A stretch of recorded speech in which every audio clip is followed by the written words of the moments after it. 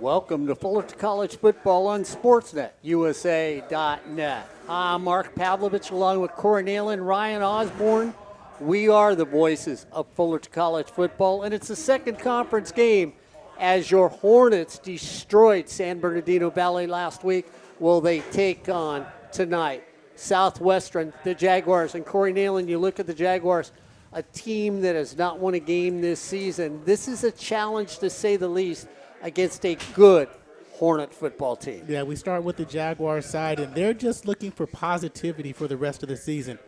Doesn't matter if they're going to win a game, they would like to, but they're looking for positive outings. They only average 25 yards rushing.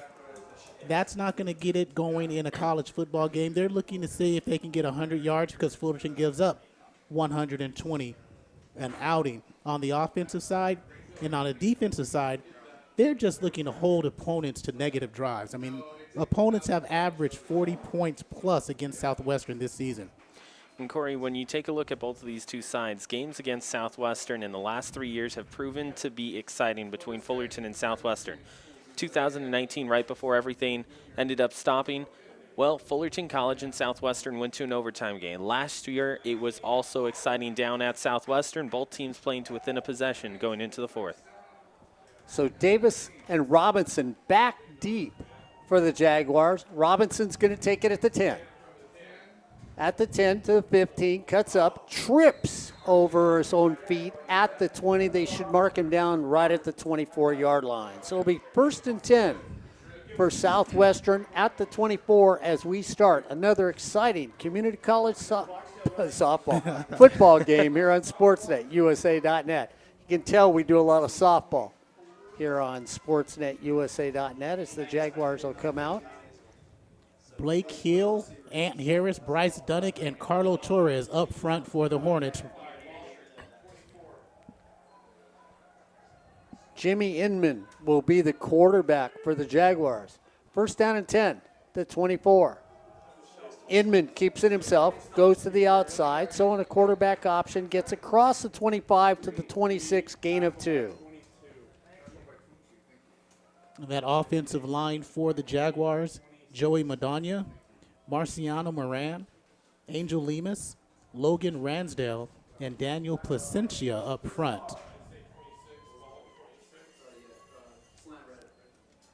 So Inman at quarterback. Out far to the right is Diop with Davis, wide receiver.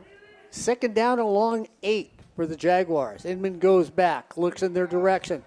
Overthrows, picked, almost taken out at the 41. And Ryan Osborn, we talked to our defensive back coach and said, hey, is it going to be ball hawk night? It looked like it on that first play. Yeah, and you want to talk about talking to Coach Phil Austin. One thing that he mentioned is that this is a Southwestern team that you can't afford to be able to be lulled to sleep by in the secondary. You have to be able to stay on your toes because even if they're run, they have the ability to get their receivers in behind you and take the top off the defense. And that was Kadari Kearns, who almost had his first interception of the season. Hernandez comes to the near side. Diop stays to the far side. 3rd down and 8. Inman hands it off, going out the right side. Gain of 3, that brings up a 4th down for the Jaguars here quickly with 13:45 to go in the first quarter. And you're right, Mark. He burst off tackle, but Branson Tiedenwall was there to make a solid hit. And it looked like it was a 1st down run as he came across the line of scrimmage, but it closed quickly. Aiden Koenig will be back deep. Sure Hands will be back for this punt.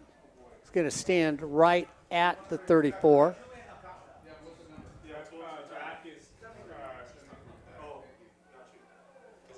Koenig steps up, says, okay, get away. It's going to take a bounce, and it does. It takes a bounce in favor of the Hornets, and it's down at the 47. So with 13:09 to go here in the first quarter, it's the Jaguars 0. The Hornets getting their first opportunity on offense. 1st down and 10 right at the 46-yard line. So great field position. Josh Calvin out at quarterback. Tyrell Green Jr. at running back. Ryan Franklin to the near side of the field. First down and 10 at the 46 for the Hornets. Josh Calvin goes back, throws it to Koenig. Koenig catches it, gets across the 35. They're going to mark him down right at the 31.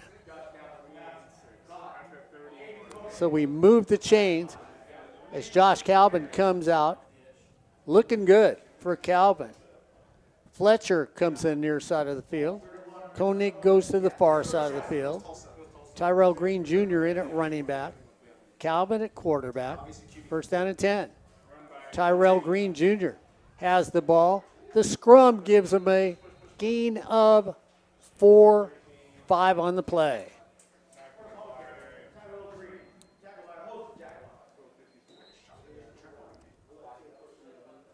Koenig goes to the far side of the field. In the slot next to him is Will Gibson.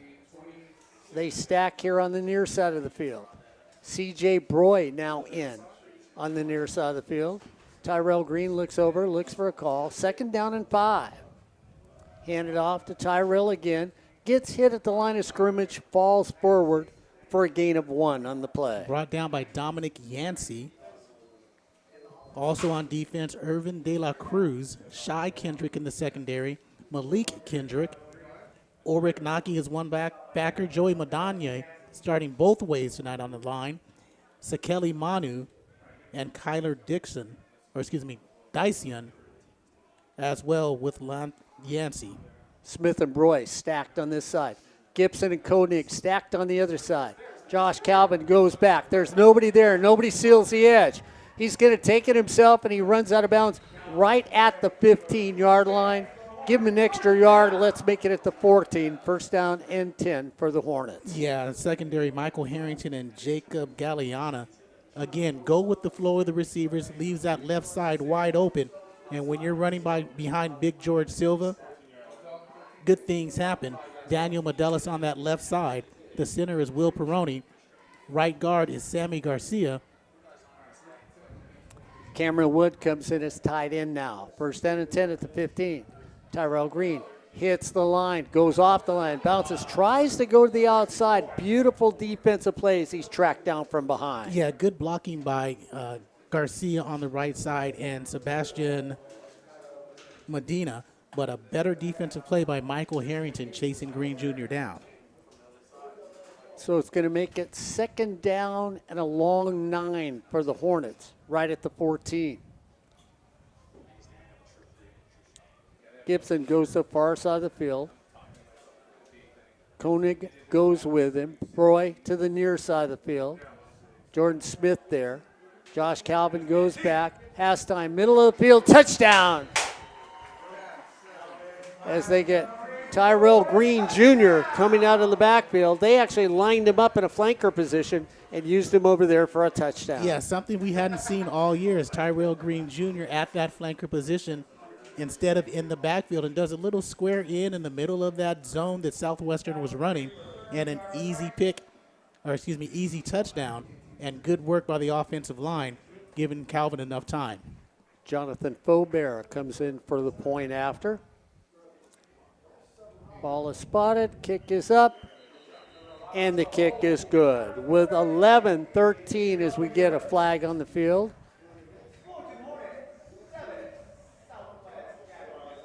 Offsides against Southwestern, that's declined. The point is good. So with 11-13 to go here in the first quarter, it's the Hornets 7, Southwest 0 here on SportsNetUSA.net. I've been waiting for this one, guys. Bow your heads. Faubert is for sure on the extra points. Oh.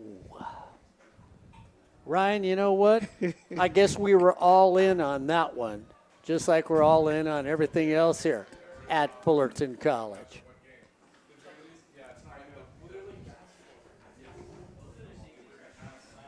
Yeah, and Mark, when you talk about being all in, that's the thing. With this Fullerton College football team and athletics program, they are having a food drive for the Fullerton College Chris Lamb and Tony Dubois Walker Memorial Food Bank. So if you have the opportunity, the food bank is experiencing a large increase in the number of students in need of the food bank's resources. So donations accepted at the PE division office and at the gate of all FC athletic contests. And Mark Robinson, Linzo had nowhere to go as the special teams. They've come ready to play for the Hornets in their yellow jerseys. Yeah, I like the uniforms. Me too. You know what? I like it with the blue pants. Brian Crook said, wait till we get royal blue, which would make it look original. So we'll see if that eventually happens here for the Hornets. Chris Harm is the linebacker starting in the middle. Brandon Tita Noir as well. And Marcellus Gaines got the start on the far side. Let's see if he's still in there as well. Hernandez to the near side of the field in the slot, along with Davis. Inman still high snap to Inman. Rolls out. Was going to throw. Is going to have to take it himself. Out to the 20. Stays in bounds. Finally steps out either at the 30 or just a little short of the 30. They're going to mark him at the 29. Nice maneuvering by Jimmy Inman, who comes in as the team's leading touchdown thrower at quarterback with 2 interceptions. And he shows versatility there as he was chased out of bounds by Harm. The secondary near side corner is Maximus Ahoya. Far side, near side safety is going to be Kadari Kearns. The one-handed wonder Sailing Streeter, number 4, and Cassius Kearns is a far side corner. Davis again to the near side of the field along with Hernandez. Now Davis goes in motion. Inman, straight dive play, just whacked right there. Have to take a hard look, see who we've got in the backfield right there. And that's going to be Romero. Jay Gordon. And he's brought down by Bryce Dunnick. And actually Jeremy McNeely is now in for Marcellus Gaines on that weak side. So second down along 8 for the Jags. Inman goes back, puts it on the ground. And that was Gordon, who just didn't have the handle. Trying to get to the outside. Lays the ball on the turf. So it's going to bring up a 3rd down and 11 for the Jaguars. When you're looking at a Jaguar team, guys, it has a new coaching regime this year. Gordon stays in the backfield with Inman. Hernandez comes to the near side of the field. 3rd down and 11 for the Jags. Right at the 27. Inman goes back. He's going to have the middle of the field to run. He's going to tuck it himself. Gets tripped up. We'll see where they mark him at, just a little short of a 1st down. McNeely trips him up, and they gave him a generous spot. Oh, they back it up 1 yard. So it's going to be a 4th down and a good yard. And we'll see if the Jags at this stage of the game become daring. I think at 0-6, you become daring, Mark. Inman comes back in at quarterback. So 4th down and 1 with 8:33 to go. He's proved his escapability. Sneak, we get a flag on the play. I don't think he made it, but we'll see who the flag is on. Offsides is the initial call.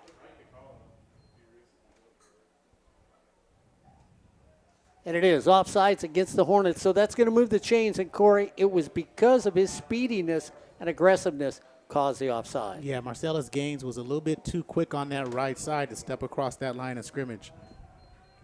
So that's going to move it out to the 43. Be 1st down and 10 for the Jaguars at the 43 with 8:22 to go here in the 1st quarter.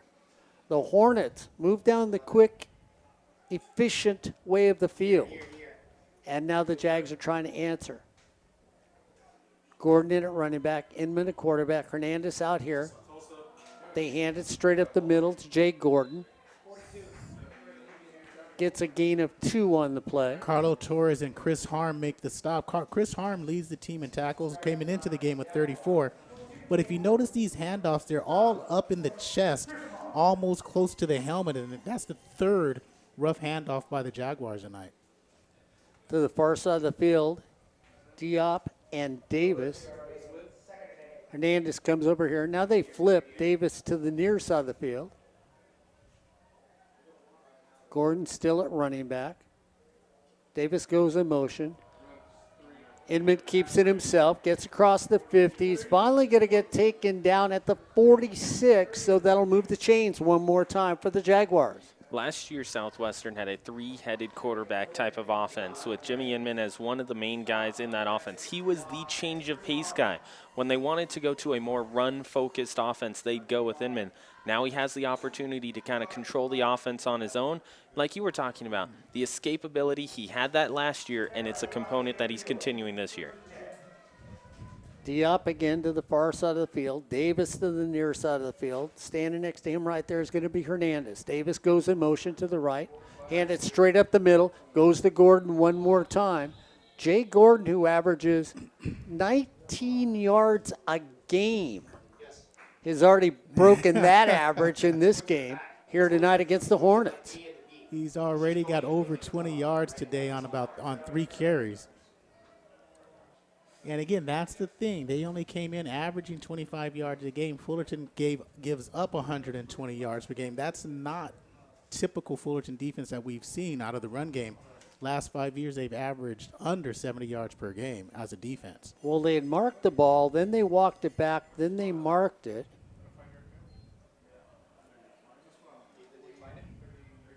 Offsides against the defense again.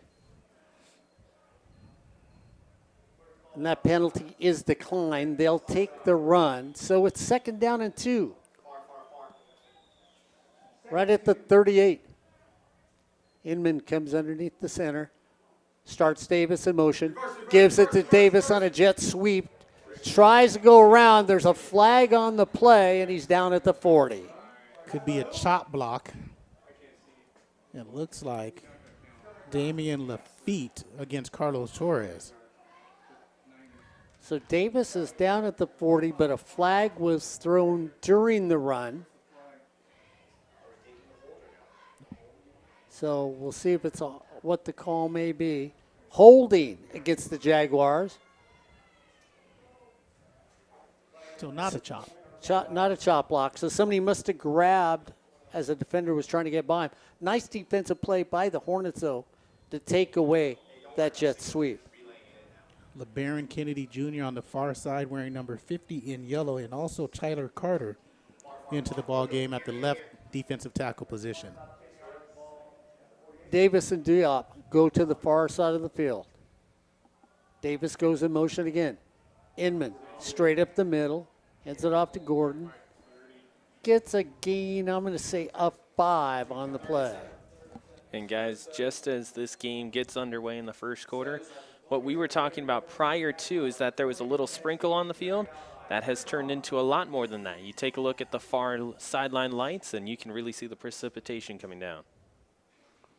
Rain in California, at least down here? Come on, man. Fantasy. Henderson comes here. Davis in the slot to the near side of the field. Diop by himself to the far side of the field.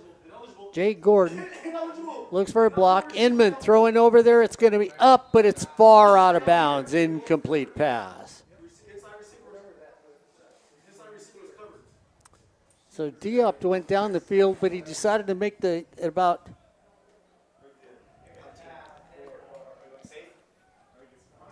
so it was outside of there.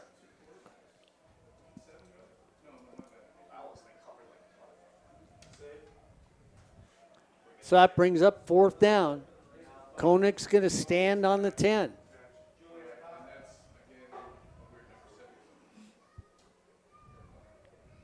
They go to a tight punt formation.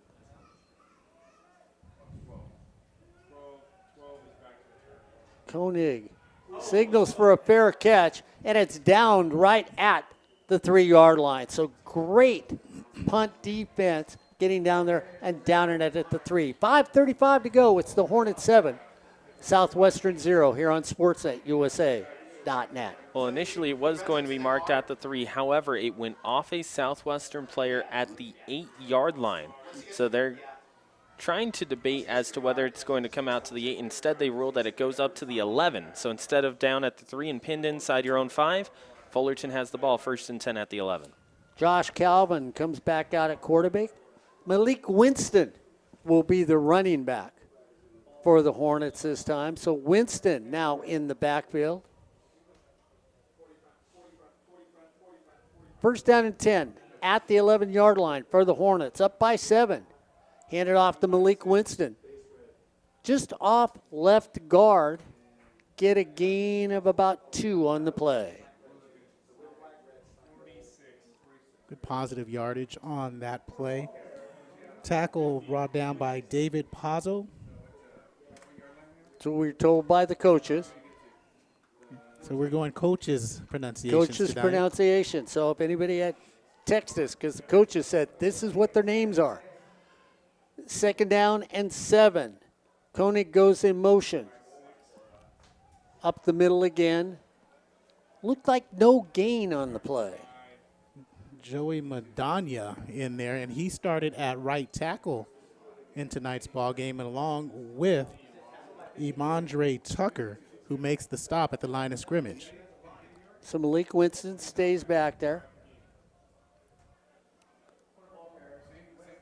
Jordan Smith in the slot to the near side of the field. C.J. Broy right next to him. Malik Winston running back.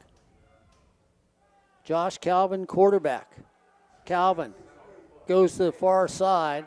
Screenplay or delayed screen broken up, and Southwestern makes a wonderful stand deep in Hornet territory. I believe that was Malik Kendrick who makes the stop, and that play was going nowhere.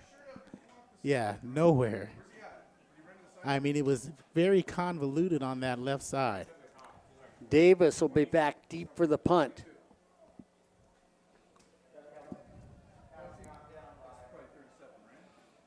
Kahanu Davis back deep.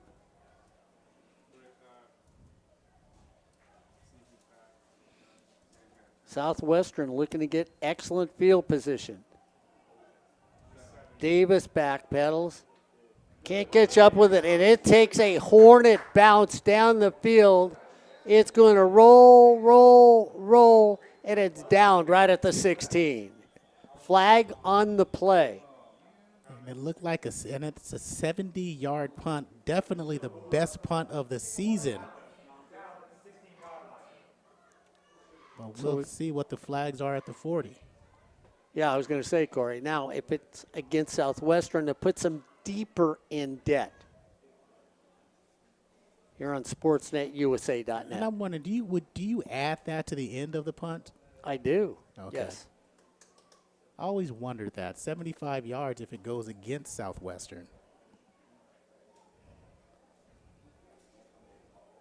So we're waiting for the call from the officials. Personal foul against Southwestern. So we're going to move them deeper. As it was down at the 12. So they're going to move it back half the distance to the goal. So in essence, that's an 80-yard kick, as the average coming in is 33 yards. So that's like turning in a good sports report in a 145 class and your grade goes up. We're still waiting on that good sports report.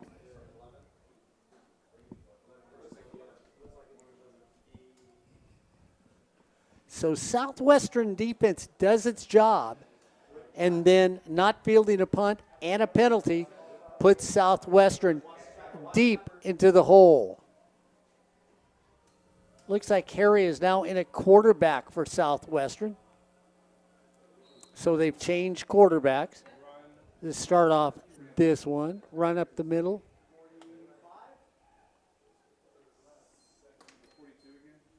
And Robert De La Torre is a new nose tackle, one of the new nose tackles, and C.J. Nesmith on the left side.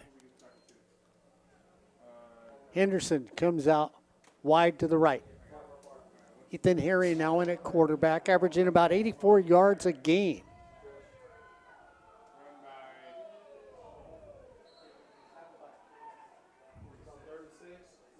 So Jay Gordon takes that around in, gets a gain of about 2 on the play. Jeremy McNeely up top, Chris Harm down below. And Harry marked 2 touchdowns on the season, 9 interceptions. So we're not sure if we're going to see a pass here tonight as harm comes out for Keon Marshall. So I think David Pazzo now is in the game. Again, that's the pronunciation we got from the coaches. So that's why we're saying it that way.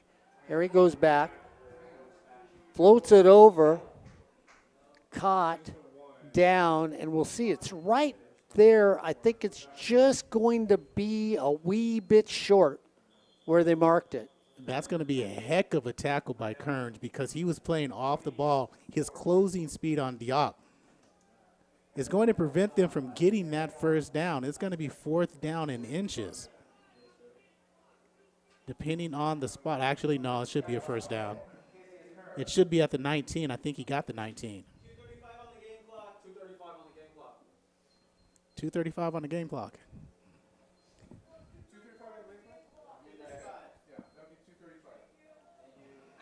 Hey, guys, I think there needs to be 2:35 on the game clock. What time is it? Oh, 2:35 on the game clock. Oh, that game clock. Okay.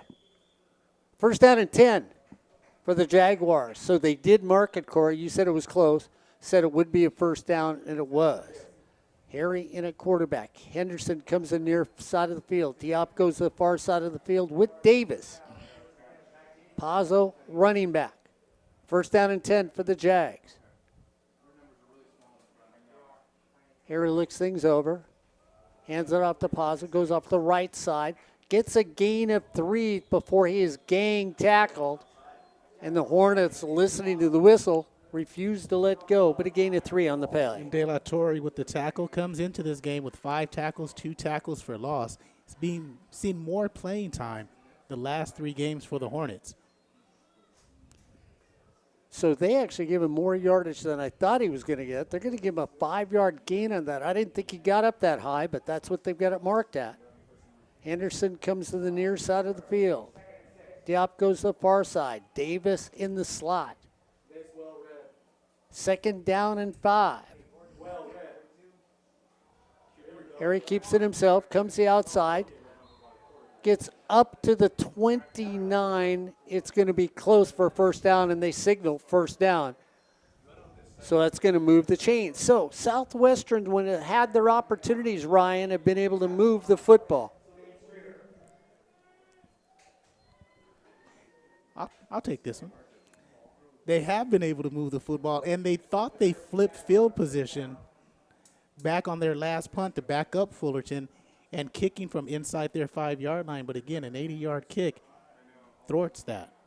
Harry looks over once again. Davis goes out. They throw it to Davis. He's on his knees when he catches it, and because he's on his knees, he's immediately down on the reception, so it's a loss on the play.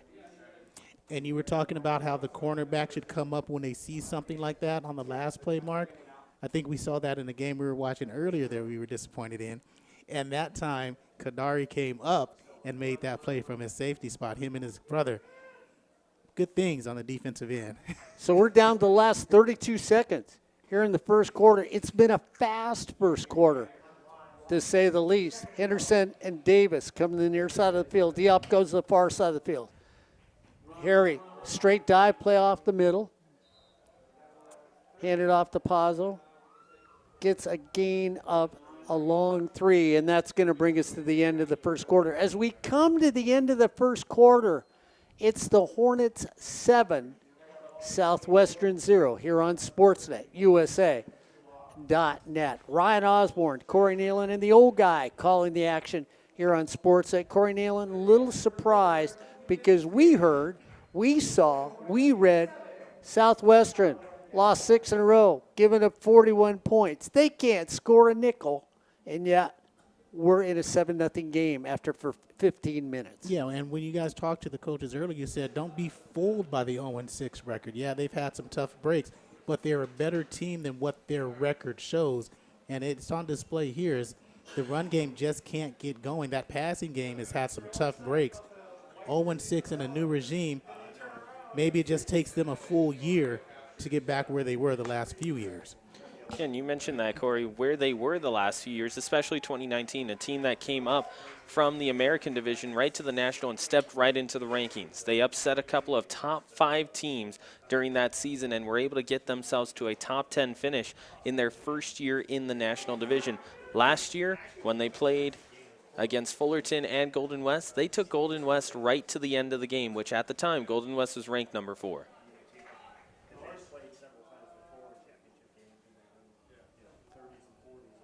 First down and 10. Throw over there, right to Diop. Diop's going to pull it down at the 38. He gets all the way up to the 40. Move the chains again. A gain of 10, and Maximus Ahoya, nice job on the break, but a better throw by Harry to bring it up away from the defender closing. Jay Gordon in at running back. Davis is a wide receiver. And Amari Williams in at the left end is in. We haven't seen him in a few games because of injury. Big key component to the Hornets rush. Gordon at running back. Harry at quarterback. First down and 10 at the 40. They hand it off to Jay Gordon. Jay Gordon goes to the left side. Stays on his feet, gets across the midfield on a collision on the far side of the field. Gordon comes into this game only 114 yards on the ground, leading the team on 36 rushes. The Jaguars have no rushing touchdowns from a running back this year. Gain of 9 on the play. They're at midfield. Second down and 1. Gordon at running back. Diop comes to the near side of the field. Davis goes to the far side of the field. Harry at quarterback. Second down and 1 right at the 50. Looks over the defense. Keeps it himself. Quarterback keeper. Drops inside of the defender. That's enough for a first down. They're moving the chains. Streeter and Tita Noir are there. McNeely comes in for Tita Noir. And Streeter had his 3rd interception last week against San Bernardino Valley. Remember, out there playing with a big cast on his right arm. Still able to make interceptions. 3, I believe that's tied in the SCFA at number 1. 13:32, 26 to go. Henderson and Davis go to the far side of the field. Diop comes to the near side of the field. First down and 10. Throw it across the middle. Incomplete pass. So they fake a dive play, Corey. They pull it out of the belly of the running back and then sort of shovel pass it in the middle of the field with both. Well, you going to call it a shovel or a push pass? I'm going to call it a chest pass for a layup. That was nice. They almost got there for a completed. So almost a 3-point play on that one. No foul called going to the basket. It'll be second down and 10 for the Jaguars. Davis in the slot to the far side of the field. Henderson outside of him on that side. Second down and 10. They hand it off to Pazzo. David Pazzo tries to get back to the line of scrimmage. Might have.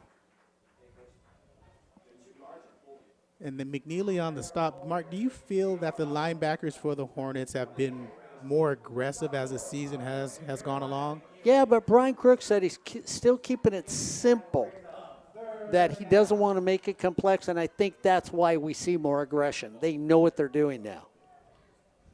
Third down and a long 9 yards for the Jaguars. We'll see if they can pull it off.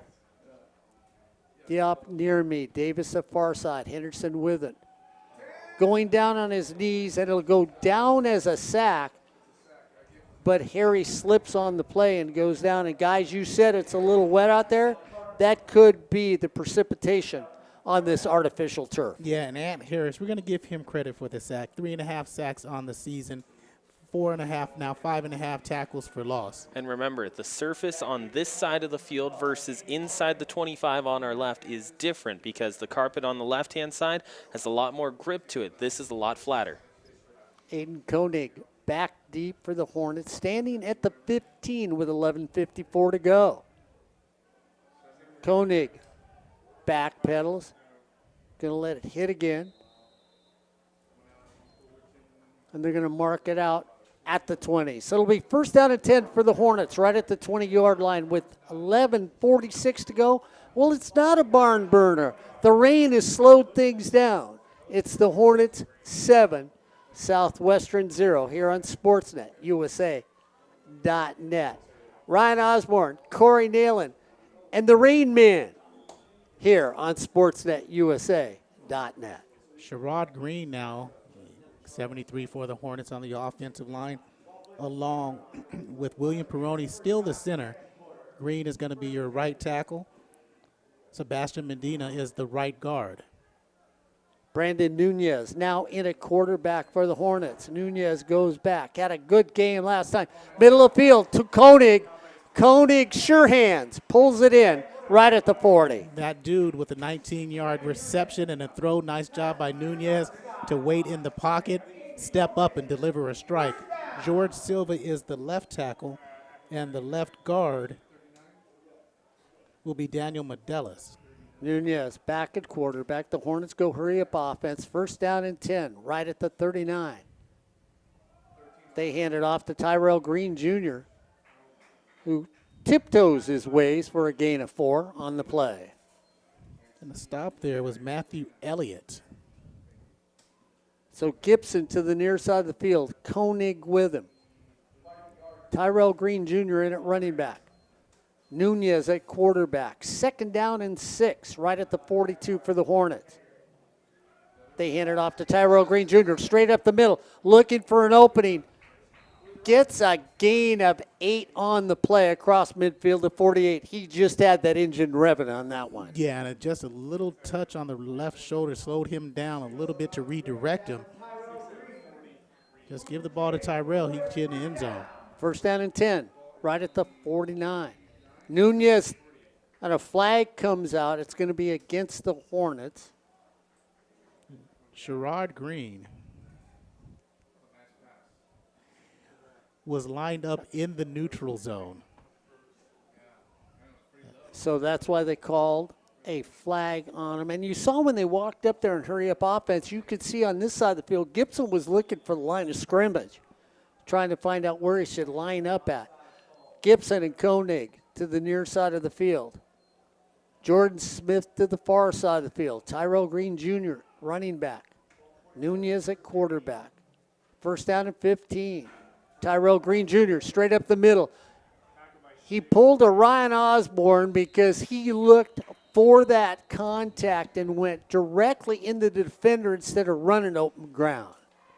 I think it was a good play. Pick up that positive yardage. He gets 6 yards, even running into that defender. Again, on a slippery surface, you might not get that cut that you normally get, so you pick up that extra yard. Gain of 6 on the play. They come to the line of scrimmage. Gibson still in the near side with Koenig. Nunez keeps it himself. Straight up the middle. Gets across 40. Ball comes out on the ground. Hornets might have got a lucky bounce. Will Gibson makes the recovery, and Nunez was down, but the thing was he came down on a Jaguar defender, so that counts as a fumble and not down by contact. And it was a lucky bounce because there was a defender there for the Jaguars and couldn't jump on the ball with 9:41 to go here in the second quarter. Nunez looks things over. Hands off. Tyrell Green off a right tackle. Ball comes out again, and the Hornets recover it one more time. Slippery pigskin right about now. It looks like us at a Thanksgiving dinner, and everybody's fighting for that last piece of turkey as that thing is just slick out there football-wise. And I couldn't tell if that was Manu or Elliott who came through and slipped up on Tyrell Green Jr. That's his first fumble of the season, but not lost. Malik Winston now in the game at running back. Nunez at quarterback. Second down and 13. Winston goes from left to right, and we're going to get timeout. Let's see if the officials are calling a timeout. So I think they wanted to reset the play clock. They did. Reset it at 25. Near side of the field is Ryan Franklin. Koenig with him. Nunez goes back. Looks over to here. Sure hands, catches it. As Aiden Koenig gets it up to the 30. It'll bring up a manageable third down and 7. Koenig leads the team in receptions this season. Or reception yards, coming in with 357. He has his third catch today. He's now at 20. Will Gibson actually leads the team in receptions with 22. C.J. Broy. Smith go to the far side of the field. Gibson at the near side of the field. Third down and 7. Malik Winston in the backfield. Nunez goes over right there on the money. Finds Smith. Nobody around Jordan Smith. And Smith gets a first down. Missed the last 2 games and makes his presence known with his first catch of the game. On the season, team's third leading receiver, 3 touchdowns. Cameron Wood now comes in the game. Nunez still at quarterback. Malik Winston at running back. First down and 10 at the 15. Nunez hands it off to Malik Winston. Malik Winston looking to get a block. Cuts inside. Gets down to the 3-yard line. Nice run by Malik Winston when everything looked like it was cut off. And everything that was designed because he followed his blockers. George Silva on the left side did a nice job of pulling. And the receiver on the left side, Darian Fletcher, took out his player, and Winston allowed his blockers to let him pick up that positive yardage. Fletcher to the left, Smith to the right. They hand it off. This time Nunez keeps it himself. We get a flag in the middle of that.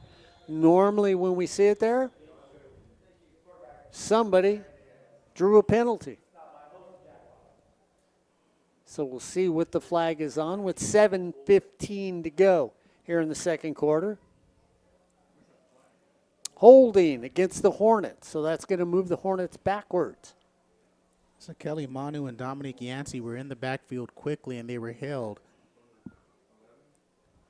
And that might not be such a bad thing for the Hornets, give them a little bit more opportunity to roam and find the end zone. So Fletcher to the near side. C.J. Broy to the far side. Smith in the slot next to him. Malik Winston at running back. Nunez at quarterback. From the 15, they hand it off to Malik Winston. Malik goes to the left side. Malik refuses to go down and finally does, again, following the cavalcade of blockers in front of him. Will Peroni pulled. Daniel Modelis as well came out there and led the way. Hornets quickly come out. Second down at the 7. Nunez with an empty backfield. Across the middle of the field, touchdown right there. Cameron Woods, tight end, comes out again. And when you look at Woods this season, Corey, now he ties for the most touchdown receptions by a receiver this season. And you love that play call because it looked like a whole bunch of organized mess, but it was actually organized confusion because they put stress on the defense of the Southwestern. As George Silva was jumping up on the right side, he's a tackle, throw it here, and wide open in the end zone was Cameron Woods. So Faubert comes in, ball is spotted, kick is up, and the kick is good. With 6:27 to go, it's the Hornets 14, Southwestern 0 on Sportsnet. Southwestern 0 on Sportsnet, USA.net. Move Corey Neyland away from me, man. I already have the slipperies on my own. Thank you. And, guys, we talk about Hornet family, and we were talking about you talked about All In, and Marsha Foster gave us that we need to get that on the air because it's a good thing that they're doing. But Marsha Foster had an honor and received an honor because of her dad, Henry Foster, at Butler University.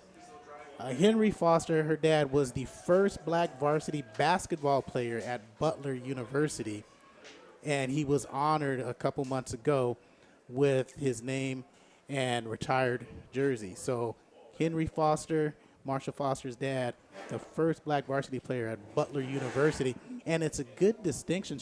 I asked her about it when I was walking back in, and he said her and her brother was just so proud And, that's an amazing accomplishment. Yeah, I mean, and really when you think about it, it's in this day and age when you hear the first black player and all of a sudden you go, yeah, there was a time, that is an honor.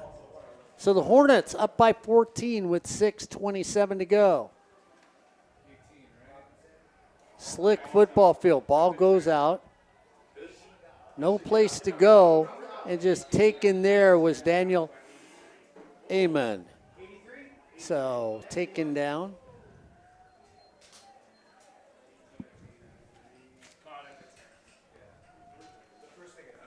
And you go back to Marshall Foster real quick. What an honor, because Butler has a rich tradition of basketball, not just when Gordon Hayward was there 10 years ago, but they've been a prominent basketball facility and basketball school.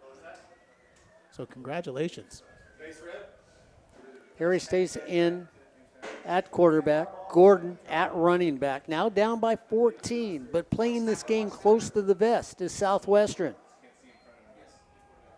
Looking to go deep. Right over the middle of the field. Beautiful catch. And right there to Robinson, who just had it. So Robinson across the middle of the field, wide open, and we move it up to the 40 quickly. But real quick, Corey, going back to what you were saying, congratulations, not only congratulations, but also a thank you to people like that who were pioneers, who had the courage to go out there and say, you know what, I bring something to the table. I am a basketball player. Doesn't matter what I'm looking at. They throw it quickly over here to Diop. Diop moves it up for about another 5 yards. So Southwestern's offense is functioning. It just hasn't been able to score. Yeah, Christian Cross makes a tackle, but they're a functional offense, not like what we saw in San Bernardino, who's just been ravaged by players not showing. They only had 30 players, and it looked like they weren't functional. This team is very functional, and kind of wondering how they're 0-6. Robinson and Diop were here. Flag on, free play down the middle of the field. Jump ball knocked away, but it's going to be against the Hornets. They were definitely offsides on the play with 5:15 to go. Keon Marshall in for Harm. Dunnick and De La Torre in for Harris and Carter up front. Hey, I got to ask you guys something. Did either one of you tell our interviewee where to come at halftime? Yes. Okay. All right. I know we've stood up here before and waited.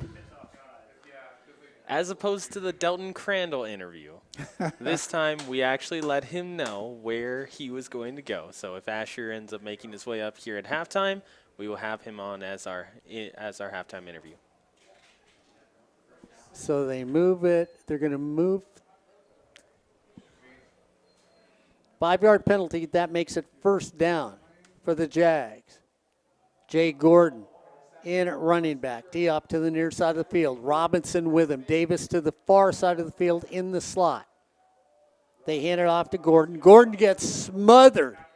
So it looked like a sandwich with a lot of mustard on top right there at the 48-yard line. And it was a nice job by that entire defensive line there, Mark, to get into the backfield. We were told by the coaches, as the defensive line goes, so go the Hornets. So if the defensive line can get into the backfield as quickly as possible, that's how you'll kind of calculate the success of Fullerton College going forward.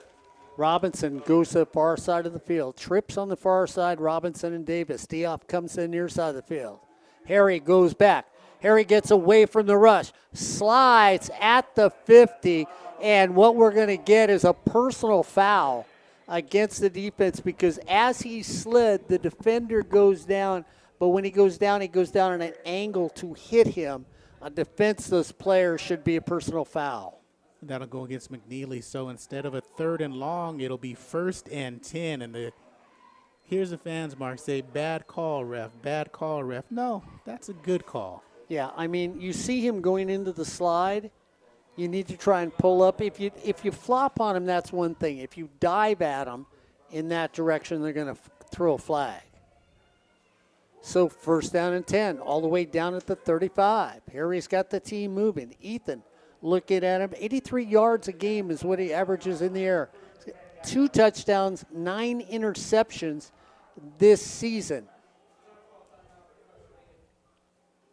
Pazzo now in it running back. This time they come, and it's a gaggle, a plethora, a herd, a horde, or a swarm.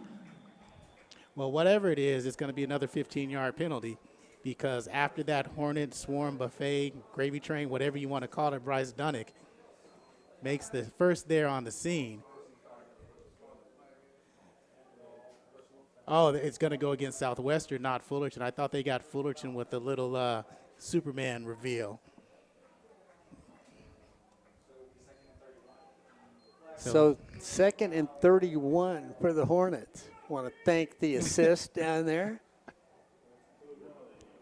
3:42 to go. It's the Hornets 14, the Jaguars 0 here on Sportsnet, USA.net.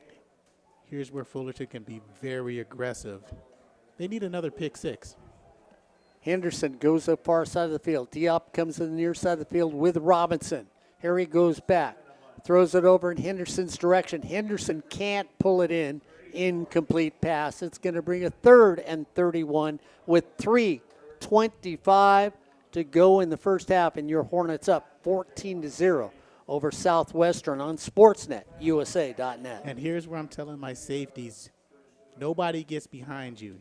Here's where I'm telling my corners, go for broke. It's 3rd and 31. Anything to the outside is yours. Henderson stays to the far side of the field. Diop on Davis come to the near side of the field. Robinson in the slot on the far side of the field. Harry goes back. Here comes the pressure. Standing there, throws it up for grabs. Caught, but out of bounds at the 42. Short of a first down. So nice little toss of 12 yards. Coverage is Kearns. But still, with the 4th down and almost 20 yards to go. Aiden Koenig goes back. Malik Winston in on the punt return team as a rusher, an outside attacker on the punt. They almost get there. Aiden says, just let it go. Middle of the field. Takes a bounce in favor of Southwestern down to the 8-yard line. With 2:42 to go, it's the Hornets 14, Southwestern 0 here on Sportsnet, USA.net. You know what? Nobody gave a shout out to Ray. Ray, we hope you're doing better. Can't wait to see you come out to one of the games. Corey, Ryan, myself, Gabby Neyland would love to see you over there at the gate, so get well soon, my friend. Jerry Padilla. Jerry, I didn't see you today, so I hope you didn't get scared away because of the rain. Come on. People at our age, we're like old flowers. We need to get rain down now and then. First down and 10. Josh Calvin comes back in. Pump fakes. Has time to throw. Goes up far side of the field. Completion there at the 20. Should move the chains. First down. That's Ryan Franklin with the catch. And Mark, don't forget Brian Norman always listening to us in Monrovia. So Gibson comes in the game. Smith to the near side of the field with Koenig. Gibson goes the far side of the field. 2:21 to go. Josh Calvin goes back, has time. Doesn't feel any pressure. Now throws it over the middle. Dropped by Smith. Jordan Smith all alone. You know in the movies when they say it's quiet, it's too quiet. Well, Jordan Smith was open, too open, because he got that ball in his hands and he was looking to run, and he had at least 15 yards to maneuver. Gibson goes to the far side of the field. Koenig in the slot in the near side of the field. Calvin at quarterback. Calvin has time. Stands there. Middle of the field. This time, Jordan says, I'm going down on my knees all by myself. I'm going to catch the football and say, oh, yes, thank you. Same play, 20 yards deeper. Nice throw by Josh Calvin. You see the arm strength the young man has. It fluttered just a little bit, but enough to moving to his left and throwing back to his right. Smith and C.J. Broy stand this near side of the field. Gibson goes to the far side of the field. First down and 10 at the 40. Calvin's got time. Across the middle of the field. This time off target to Aiden Koenig.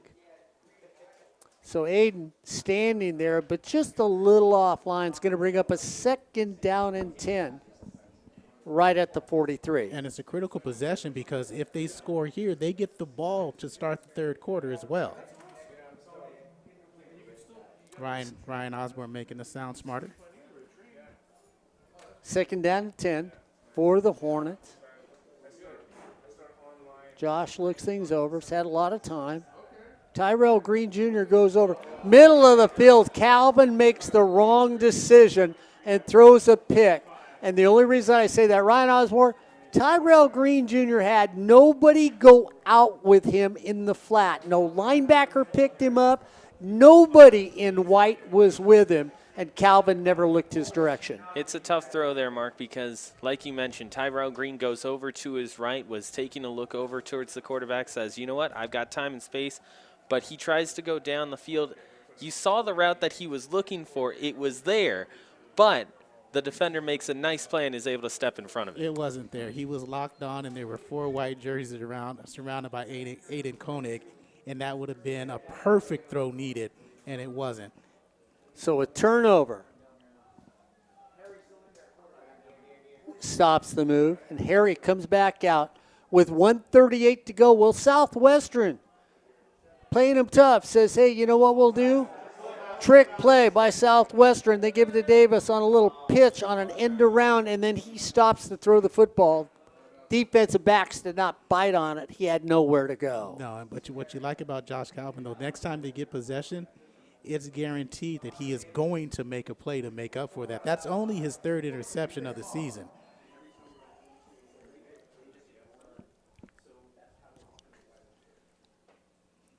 So let's see if the Hornets defense can give the Hornets offense another play. Henderson goes to the far side of the field.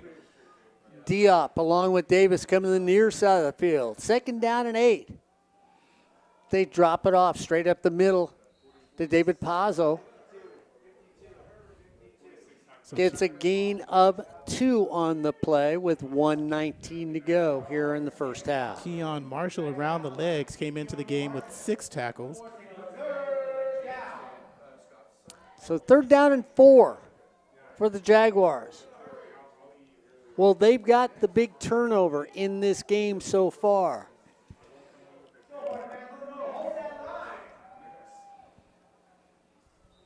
We get timeout on the field. So with 54 seconds to go, timeout is called. It's the Hornets 14, the Jaguars 0, here on Sportsnet, USA.net. Next week on our sister station, 90.1 KBPK, volleyball. Make sure you tune into that next Wednesday. And, of course, everybody should be all in when they're listening to volleyball. Ryan Osborn, I'm all in. Everybody should be all in. Speaking of all in, there's a food drive that the Fullerton College Athletics program is taking into account throughout the next few athletic events, because you've got volleyball, you've got water polo, you've got soccer, all those home games, home matches. They're taking in food because the Chris Lamb and Tony Dubois Walker Memorial Food Bank is experiencing a large increase in the number of students in need of the food bank's resources. So you can take your donations, that canned fruit, those canned vegetables, maybe some rice, maybe some pasta. You say, you know what, we've got some cereal and some powdered milk we want to give. Go ahead and take that to your next athletic event for Fullerton College, and they will take it and they will donate it to the food bank. Great cause, all in. Make sure you do what we do here on SportsNetUSA.net. Harry, get a little motion. But when you're big, you're hard to hide, aren't you, when you move a little early? Yeah, you're 6'2", 245, Adrian Ramirez. You're not hiding anybody. So that's going to move them back 5 yards with 54 seconds to go here in the first half. Hornets up by 14. Hornets 14, Southwestern 0 here on SportsNetUSA.net. Ryan, Corey, and Mark bringing you the action. Harry at quarterback. David Pazzo, the running back. Third down and 9.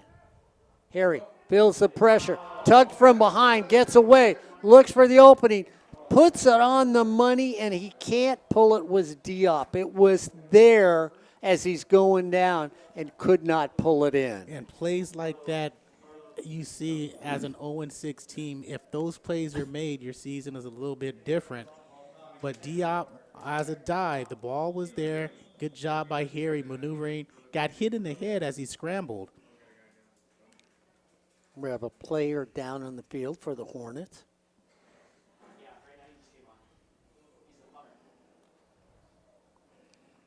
And the scoreboards earlier, the game of the day in SoCal. Riverside beat Mount Sac 35-33. Triple overtime, right? Yes, it was.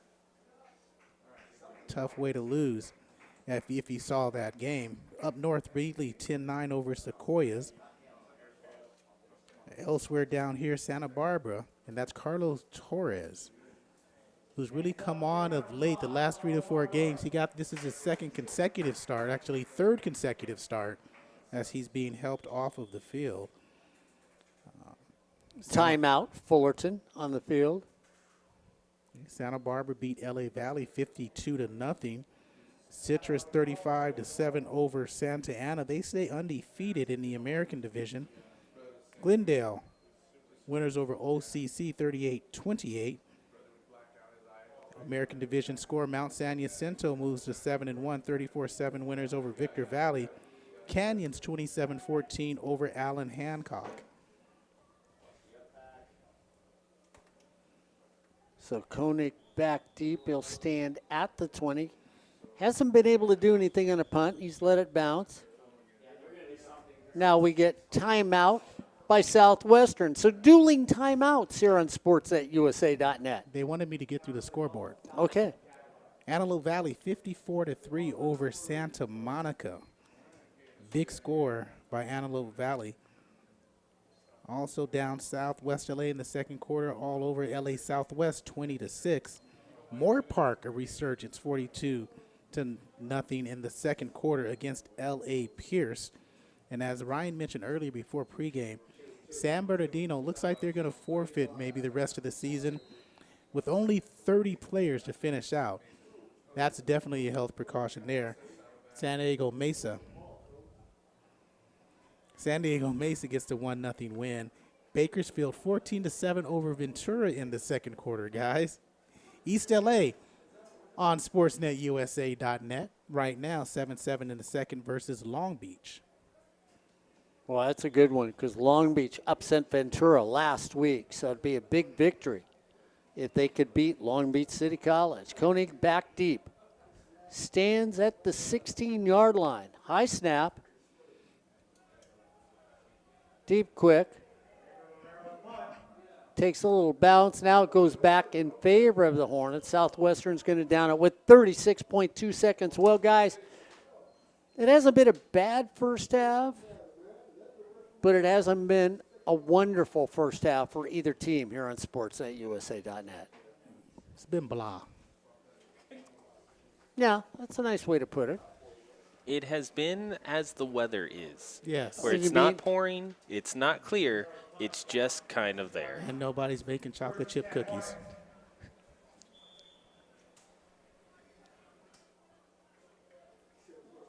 So Calvin comes out. C.J. Broy, Smith to the near side of the field.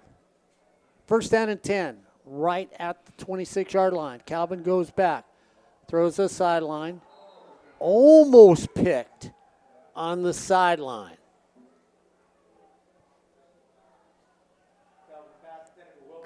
Coverage on the outside. And again, Michael Boone was there, freshman 5'10", 180. Second down and 10. Broy back over here. Gibson the far side of the field. Hand it off, straight up the middle. Tyrell Green Jr. gets a gain of 8 on the play. Whistle doesn't get blown. We're down to 20. Let's see if they let the clock run. And I think that is how we're going to end the first half. So no timeouts taken. And it looks like that's it here at the end of the first half. As we come to the end of the first half, it's the Hornets 14, the Jaguars 0, here on Sportsnet, USA.net. Well, it's raining, it's wet, it's cool, and the game is slugging its way along. So we'll see what happens here at Sportsnet, USA.net. Ryan Osborn, Corey Neyland on Sportsnet, USA.net. And Ryan, as we look at halftime here, we've got to look at what's happened here at Fullerton College. This last Friday, we had a 1-1 tie in soccer for the men over at Cypress College, as Fullerton College scored in the last minute and 45 seconds of that soccer game to tie it up. They didn't beat Cypress, but they tied them. Cypress is one of the few teams that owns the Hornets numbers when it comes to men's soccer. That was pretty amazing. On volleyball, well, we'll see what's happened around there. We've got a game coming up Wednesday here on 90.1 KBPK. So let me give it to you and let you take it away here on Sportsnet, USA.net. Thank you, Mark. And it's interesting that Mark ends up mentioning men's soccer on campus. As we take a look at men's soccer and what they're doing so far, they are 8-4-4. And as Mark mentioned, they had a very recent draw with Cypress. They've actually been on a really nice streak as of late. They've won 4 out of their last 5 going into that matchup against Cypress. So 4 out of their last 6 and an unbeaten streak of 6 straight matches. They beat Santiago Canyon 7-1, which really helps out that goal differential. They shut out Golden West by a final of 2-0. And then they play Irvine Valley College and end up with a tie after that one, but immediately shut out both Orange Coast and Santa Ana College by scores of 5-0 and 3-0. So 8-0 from Orange Coast and Santa Ana is a really nice appearance for the Fullerton College Hornets men's soccer team. So once again, their current record is 8-4-4. That's the thing when Mark brings up the men's soccer team on campus over at Fullerton College. We actually had recently debated getting Coach Greg Aviles and his squad back on the Coaches Show recently because of the way that that program continues to crank out success. And when we talk about cranking out success, a big reason why that's happening is because of the way that they are changing how community college soccer is competed for, how it's run, how it's associated with the other athletics that you're used to.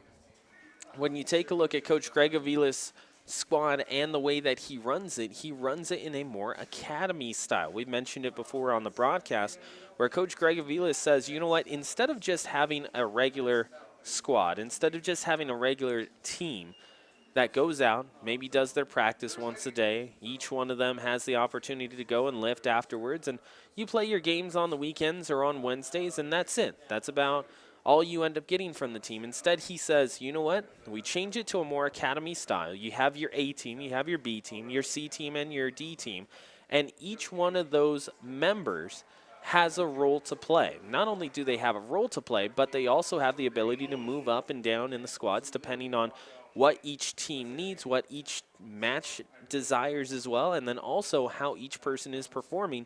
And what that really does for his team is it doesn't just make them more competitive, it also gives everyone an opportunity to be able to have that playing time, to be able to get that meaningful opportunity to compete at the community college level like all of them so much desire to do. So a academy style for Coach Greg Aviles is what has been described to us, and he continues with the success for the Fullerton College Hornets as they have an 8-4-4 record. Now when we talk about overall soccer, it's not just the men's side that's currently in play. Women's soccer over at Fullerton College currently, after a recent match, sitting at 5-9. And when you take a look at their recent successes, they've won 3 out of their last 4. They beat Irvine Valley, Orange Coast, and Santa Ana, all in conference play. Did end up dropping a match to Cypress recently. That was actually yesterday in a 5-0 loss. However, You talk about that 3-game streak that they went through, Irvine Valley, Orange Coast, Santa Ana. I mean, they were outscoring each and every squad by a minimum of 3, 5-1, 4-1, and 4-1. If you are able to put together a roster that is able to outscore teams nearly 15-3, that is quite impressive. So the women's soccer team over at Fullerton College having their own opportunity to continue in Orange Empire Conference play, a grand total of 5-9 and 3-5 in conference play. Now earlier Mark was talking about volleyball on campus, as Fullerton College women's volleyball is right in the heat of things in the Orange Empire Conference. They're currently 7-13 as they ended up getting a couple of recent losses to Cypress and Riverside, but over at KBPK, our sister station, we were able to cover them live. And one thing about the Fullerton College Hornets is that they continually battle no matter what situation they are in. Just going back to that Cypress matchup where Fullerton College battled Cypress to a 3-1 deficit. However, it wasn't just a 3-1 match. It was a lot more competitive than that, because when you take a look at the finals, you saw that Fullerton College ended up dropping the first set, and it wasn't close. It was probably one of the most lopsided sets I've seen in recent memory, 25-5. However, the very next set, Fullerton College wins it 25-22. The set after that, 25-13, Cypress takes the lead, 2-1 in terms of set advantage, and then Fullerton College, in that fourth set, initially went down 13-1. They battled it all the way back to a tie. And then by the time that things got over towards the 20-point marker, Fullerton College actually took a lead with a 23-22 advantage, and they were able to change the way that things ended up going. It looked initially like it was going to be a rout by Cypress, but things changed because of the effort of Fullerton College and how well they were able to battle back into that one. So once again, Fullerton College dropping that one by a final of 3-1, but individually you see these Fullerton College Hornets with really nice performances. Moretta Poe, who now leads the team in kills and is in the top 4 in kills in the Orange Empire Conference, she ends up having 9 and also has the opportunity to be a top 3 dig getter for the Fullerton College Hornets as well. She ends up with 6. Amelia Haas with 12. She got 21 assists and was really setting up Fullerton nicely. So women's volleyball at this point in the season, they currently are sitting at 7-13, and the next time that we will see them will be this upcoming Wednesday at 6 p.m. Once again, if you want to end up tuning into that, it's going to be October the 26th. That is Wednesday night at 6 p.m. on our sister station. That is 90.1 KBPK. So if you want to tune in to some Fullerton College women's volleyball, you have the opportunity to do so. Once again, that is Wednesday night, and it will be at 6 p.m. Sticking with women's sports over at Fullerton College, we go to the women's water polo program. Much noise has been made by myself, Mark Pavlovich, Corey Neyland as well, talking about this women's water polo program and just how well they have been able to perform this season. They look like one of the most dominant teams that we have seen in recent memory. Now, recently, they end up dropping a match to Riverside City College by a final of 7-6, a close one. But the thing is that what's different about this Fullerton College team is that you don't see Coach Gabriel Martinez after that matchup sad or mad or down on himself. Instead, one thing that Mark and I were able to note when we saw him immediately following that match at the volleyball game is that he actually looked happy. He was joking with us. He was talking to us. Kind of got an opportunity to ask him why, and he was like, we had our chances. We just didn't finish on them. Means that we're going to have them again next time we play them, and the result is going to go in our favor. Why be mad now? That's a different type of attitude that is taken by Coach Gabriel Martinez because he knows the type of dynamic that his team has. Yesterday, they ended up playing LA Valley College and beating LA Valley by a 17-1 score, and followed it up by beating San Joaquin Delta 15-5. Now, if you remember, last year, San Joaquin Delta is the team that gave Fullerton College their loss to kick them out of the state tournament, the state Final Four. They turn around, and that is not just the first time that Fullerton College beats San Joaquin Delta. It's the second time this season that they beat San Joaquin Delta. So not just also beating them, but beating them handily is really big for Fullerton College.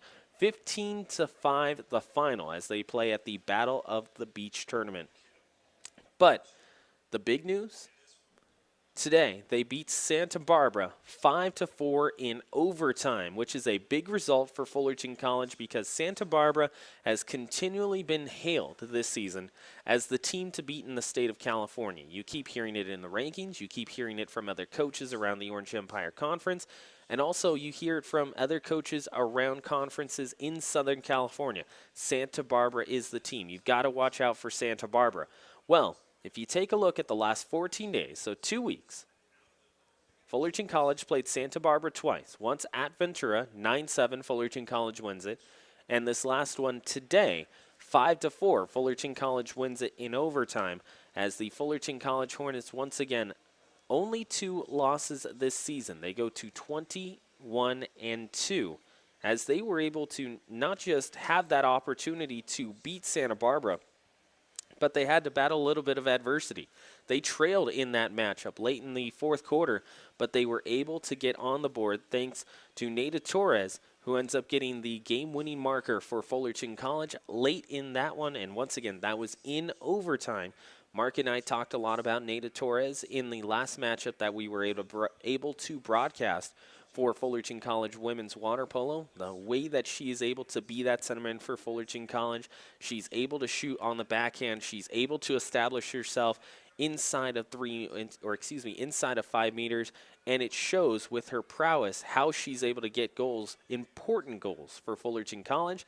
She does exactly that, as once again Fullerton College gets the victory over Santa Barbara by a final of 5-4. Now, upcoming matches for Fullerton College, they're going to play at Orange Coast. That will be on Wednesday the 26th, so this upcoming Wednesday at Orange Coast at 3 p.m. Then on Friday, they will play Whittier College at home. That is a 5 p.m. matchup, and they will also play Concordia at 7:30, also at home. And then on Saturday morning, if you want to watch some Fullerton College women's water polo, 9 a.m. they play Pomona College, so that's exactly 1 week. Wake up early, you grab your cereal, you grab your favorite snack, maybe a banana and some orange juice, and you decide, you know what, I want to watch some Fullerton College water polo. All you got to do, tune into our sister station 90.1 KBPK, and you will be able to find that matchup at 9 a.m. next Saturday on 90.1 KBPK. So not just Pomona College, but that same day Fullerton College will also play Cal Lutheran, and that will finish off the regular season for Fullerton College women's water polo. So once again, talking about this women's water polo team currently, well, not just one of the best teams in the state of California, but also one of the best teams in the entire nation. 21-2, 3-1 in conference, and they have beat some of the best teams in the state of California inside of the last 2 weeks, and some of them they beat twice. So this Fullerton College women's water polo program, suffice to say, they are very good. So Ryan Osborn joining you here at the half is Fullerton College currently leading it 14-0, and in just a few moments we'll get to the out-of-town scoreboard and the rankings as well. But in talking about the women's water polo program, I have Corey Neyland over to my right. And Corey, you know, Mark and I are out there at the aqueduct, the pool at Fullerton College. We have the opportunity to interact with these athletes, but just from someone who watches Fullerton College athletics, keeps up with Fullerton College athletics, this seems like one of the most dominant teams that we have seen in recent memory from Fullerton. Because offensively, in the pool, they are so dynamic. They have more than just one player. They've got a couple players. They got a few players who can get you goals anytime, anywhere. And before you know it, I've watched a couple games that you broadcasted. I look away for 5 minutes, and all of a sudden, it's 8-0. Then you look back over another 5 minutes after you're doing some work, it's 15-2. So they're explosive. I don't know if I think they may be more explosive than their last national championship because they have 3 to 5 players who can get you 5 goals a game. You know, it's interesting you mentioned that, Corey, because all three of us got the opportunity to look at that last national championship team. That was 2019 for Coach Gabriel Martinez. And that team was all focused on defense. How well are you able to defend and disrupt the opposing team and keep them to within 3 to 4 goals maximum? Now in water polo, that is unheard of. To have a goals against average of about 3.89, if I remember correctly, unheard of. From Coach Gabriel Martinez's team, it wasn't, because that's what they push for. But you take a look at this team, and it's like you're talking about. This is an offensive juggernaut of a team, because you've got Nada Torres, you've got someone like Riley Jackson, who can also chip in goals. You have other people on this program who are extremely good at what they do. Adriana Wong is also a big-time playmaker for this program that you can look at and say, you know what, go out and get us a goal. We need one, go out and get us one. And they've got 4 or 5 different people who can do that, in addition to being backstopped by one of the best goaltenders in the entire state of California, in Alex Aratown. So that's going to wrap it up for women's water polo and the update from around Fullerton College athletics as we get set to kind of rein things back over towards football. We're going to take a look at the rankings very quickly, the top 10 in the state of California here at the half. Once again, a quick reminder, it's 14-0 at the half, with Fullerton College having the lead over Southwestern. Taking a look at the rankings, we're going to stay with the JCAB football poll. The CCC SIA football poll stays over to the right. A lot of letters, so we're going to say, you know what, we'll push it off to the side for the moment being, but we're going to stay with the coaches poll overall. Riverside City College 6-0 entering this Saturday. That's going to go up because they had a win over a big-time ranked opponent, which we will get to in just a little bit. They stayed at number 1 entering this weekend. College of San Mateo already had 2 wins over top 6 ranked opponents, and they were 6-0. They got the number 2 spot. Yeah, and they're going to be dropping next week because they lost yesterday 23-21 to Diablo Valley. Diablo Valley came back and beat San Mateo. I turned that game off a little bit too soon and went to sleep. I guess I shouldn't have gone to sleep. But, yeah, they had a chance. Diablo Valley was in that game, but then a big turnover. San Mateo couldn't get anything going offensively. And in the second half, Diablo Valley wins it by 2. So they're going to be dropping out of the top 5. One of the big things about that is because San Mateo was joined by Mount Sac as the 2 and 3. Both those teams lose, which means there's only 2 remaining unbeaten teams. It's Riverside City College at number 1 in the nation at 6-0. Well, 7-0 because they got a win today. And Feather River at 6-0 as of this broadcast. So those are the 2 remaining unbeaten teams. Feather River in the American Division, so they're not going to end up being in that top 5 ranking, but they do stay undefeated.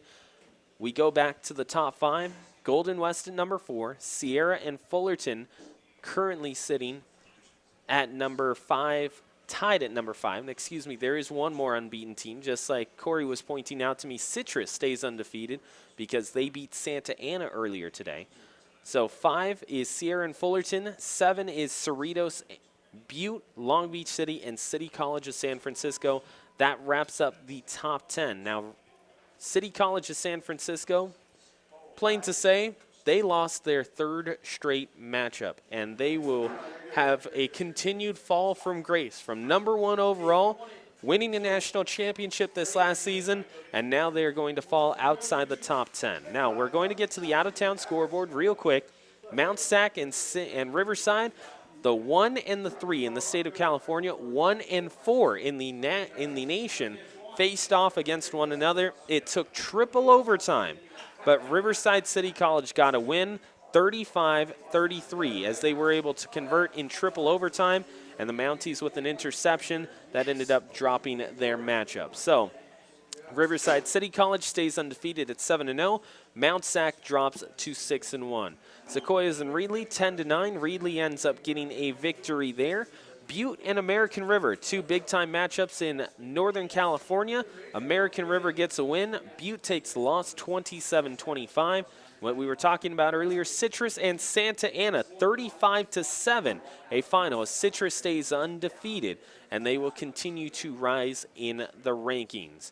San Francisco and Laney, 28-23. Laney with the win. They go to 5-2. San Francisco loses their third straight, and they drop to 4-3. Canyons and Allen Hancock. Canyons ends up getting a victory after 4 straight losses. So they end up winning that one 27-14 over top of Allen Hancock. Here in Southern California, just to update you on the current scores, Ventura and Bakersfield. It's Bakersfield 14, Ventura 7 going into the half there. And another game here on Sportsnet, USA.net. It's Long Beach and East LA tied at 7 going into halftime. But we've got one more game on the docket. Golden West and Saddleback playing to a close one as they get set to start the third quarter. It's 7-6, Golden West with a 1-point lead over top of Saddleback, which has some huge implications for Fullerton College if that score continues to stay close. So that's going to end up bringing us to the end of halftime and also the out-of-town scoreboard as we get set for the third quarter of play with the voices of Fullerton College football, Corey Neyland and Mark Pavlovich, here on the call on Sportsnet, USA.net. It's always a pleasure to hear Ryan Osborn, the voice of Fullerton College Water Polo on Sportsnet, USA.net and 90.1 KBPK, and the voice of Fullerton College football on Sportsnet, USA.net. We're at the half. Well, we're getting ready for that second half as the Hornets are up 14-0 over Southwestern. It's a slog fest right now. And Corey Neyland, you look at the stats, basically the stats say how wet it is out there.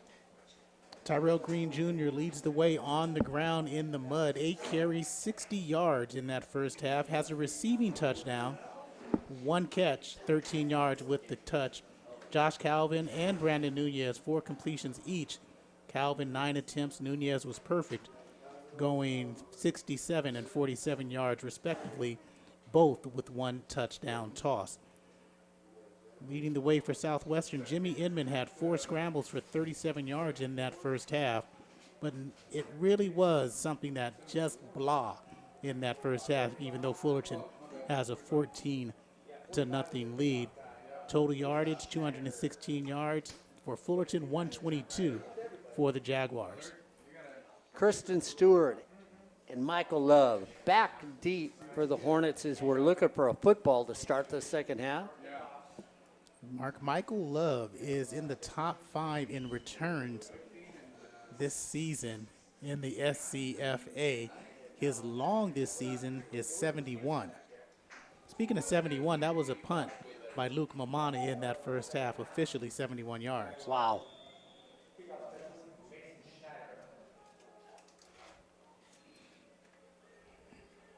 So Michael Love is going to take it at the 10. Looks for a gap, cuts back, gets taken down at the 30-yard line. Flag on the play. Right by the 30.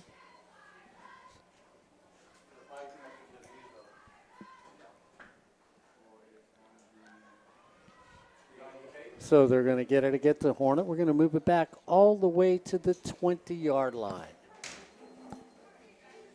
So it'll be first down and 10 for the Hornets at the 20 as we go into the second half, and your Hornets are on top 14-0.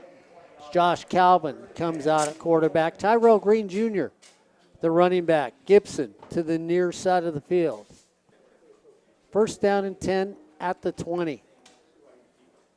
Smith in the slot.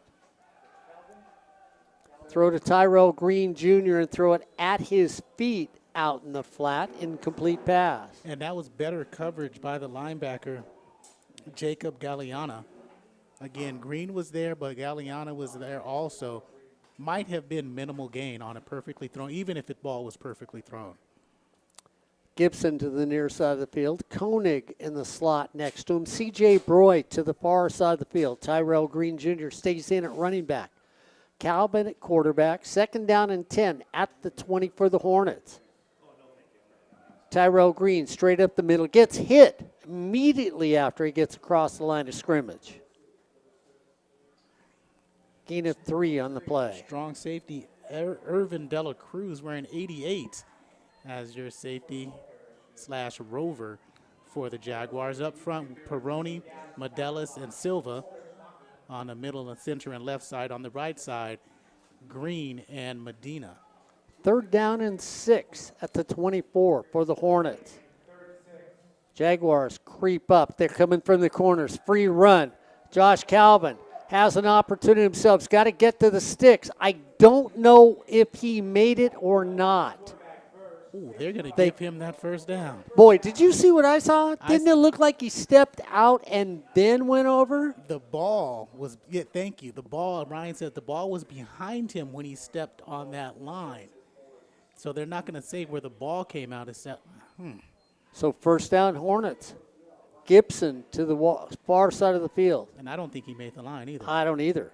Jordan Smith in the slot near side of the field. 1st down and 10 at the 30. Tyrell Green Jr. straight up the middle. Chugs his way for a 7-yard gain. But what it does show you is athleticism of Calvin to evade the rush and show enough speed to pick up that first down. Going to give him 8 on that. C.J. Broy, Smith, and Koenig to the near side of the field.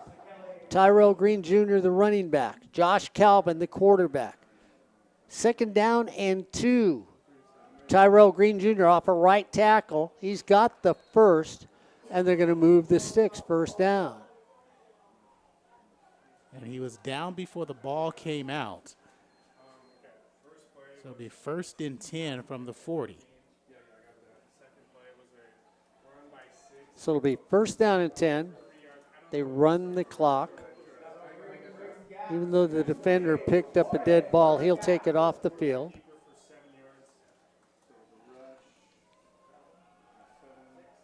Malik Winston in at running back. Malik gets a gain of 3. Had 21 yards in the first half. And his first carry picks up almost 3. And they do give him 3 yards. Darren Fletcher to the far side of the field. Smith in the slot, the near side of the field. And Ryan Franklin in the game. It's going to be a 2nd down and 7 for the Hornets. Just short of the 45. Josh Calvin looks things over.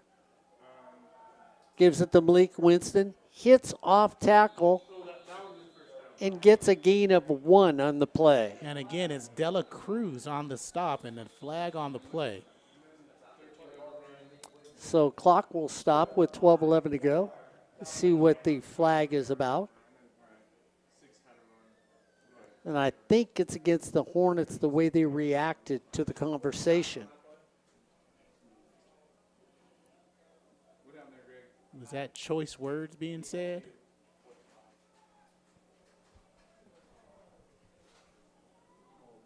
Hold against the Hornets, so we're going to back it up.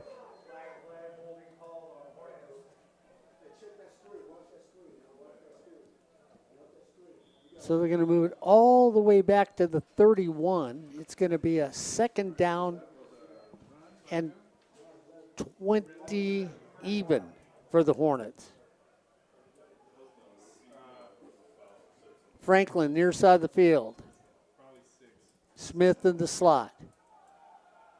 And it one more time, this time to Malik Winston. Malik gets nothing going straight up the middle. The ball comes out. The play was called dead. It's going to bring up a 4th down.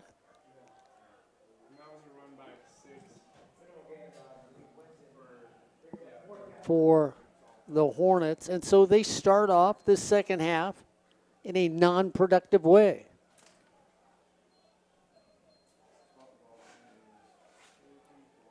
Back deep is going to be Diop.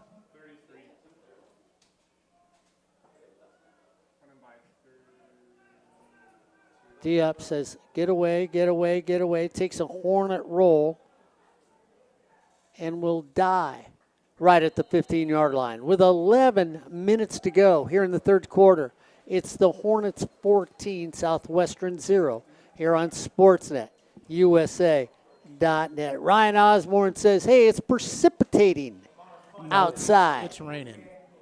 Okay, participation. Participation? No, that's precipitation is no. It's raining. precipitation is what the 145 class will do when they see their grades. They all gonna be crying. And participating too. Mamata averaging 60 yards a punt. First down and 10 for Southwestern. They run the option. Corner side. So Southwestern changes things up just a little. I love when the option is run, Mark. Sean Bryan got the corner and picks up almost a first down. They say he's tripped up a yard short. So Sean Bryan at running back. Henry at quarterback. Henderson goes far out to the right. Diop comes near the left. This time, the defense says, well, hey, let us introduce you to you because we didn't meet you before the game. LeBaron Blake in there to bring them down. And it's a new quarterback as well. They use Ford. Dylan McCain is now the quarterback for Southwestern. So McCain now at quarterback for Southwestern. They're using 4 this season, 3 last season. They've also used 2 different punters. So McCain at quarterback gets about 36 yards a game as a quarterback. Throws it over there. There it is. Caught down at the 20. That's going to bring up a 4th down. Lindsey Robinson didn't know he saved a pick 6. Christian Cross was coming there. If he's not in the way, Cross intercepts and he's gone.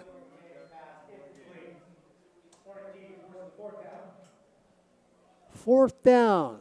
Aiden Koenig comes in.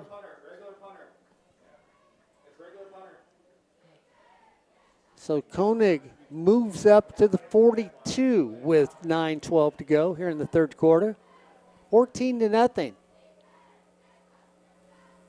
Everybody thought this would be a runaway. Southwestern playing tough. Koenig signals for a fair catch and takes it right there at the 48-yard line. With 8:58 to go, it's the Hornets 14, the Jaguars 0 here on Sportsnet, USA.net.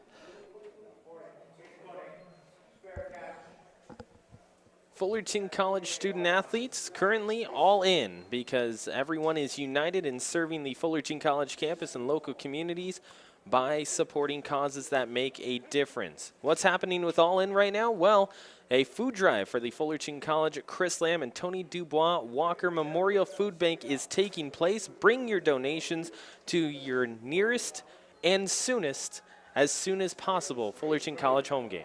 Josh Calvin says, I'm all in. Somebody throw a block. He didn't need them to. He strolls his way up to the 40-yard line for a first down.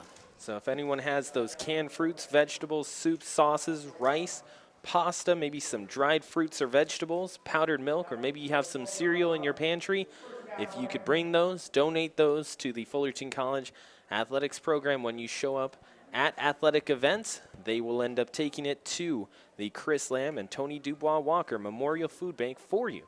First down and 10. Tyrell Green Jr. says, don't stop me, baby. I'm all in. As he takes him all the way down, flag against the Hornets. That's going to move it back as the play was over, and a little aggression stayed going for that Hornet football team. So you pick up 11, and now you're going to lose 15 on Modelis' over-eagerness. So there's one thing about finishing a block, Mark. There's one thing about overdoing it, as that's going to be 15 yards, or else. So it's personal foul against them. But with the carry, Green approaches 80 yards in the game. So conceivably, he could get his 100 yards on the next carry. Yeah, and what it is it was a first down. You mark it from where the penalty took place. It's still a first down, but now it's a first down and 15. I don't know where the one chain guy is going.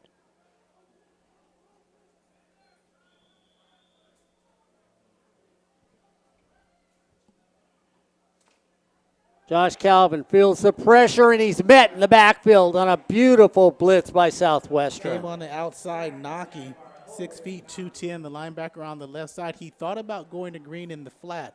Didn't want to take the chance of getting that knocked down, knocked up, and intercepted. So he eats the ball. 2nd down and 16. With Green in the backfield, it might not be that big of a play. So a loss of 7. It's going to bring up a 2nd down and 17 for the Hornets. Gibson goes to the far side of the field. Green still in the backfield. Tyrell Green Jr. off the right side. Hits 1, stays on 2, goes in the air. Little cartwheel, but a gain of 15 on the play. Tyus Tatum with the stop again. With Green in the backfield, you got a chance to pick up chunk yardage, and he picks up 15. He's at 90 yards now. 3rd down and 2 at the 36.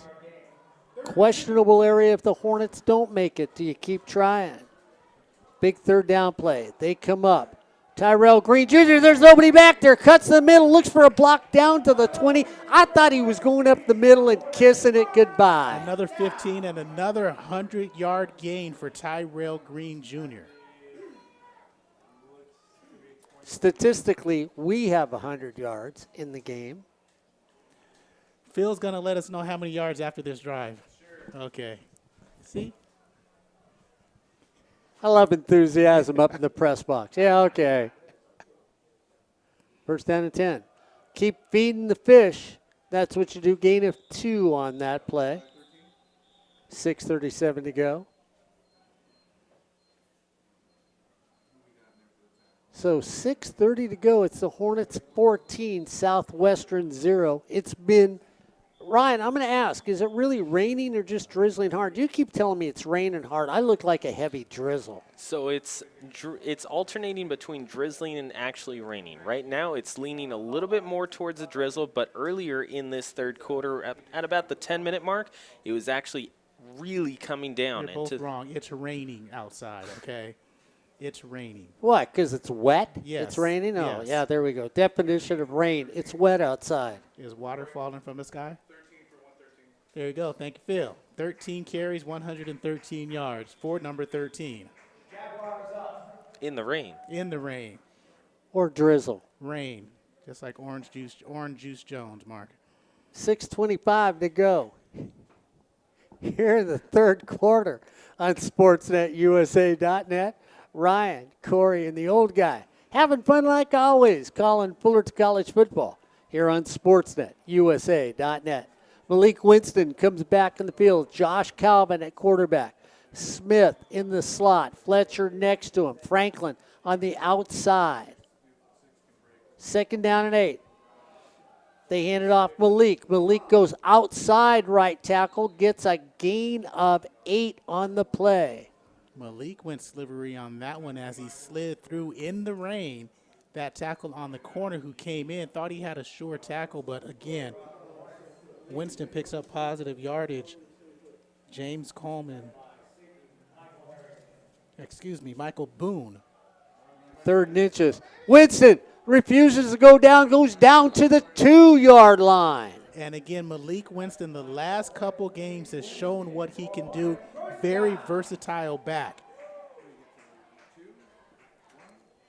He's so slivery, like Corey would say. He's not getting wet out there. He's running in between the drops.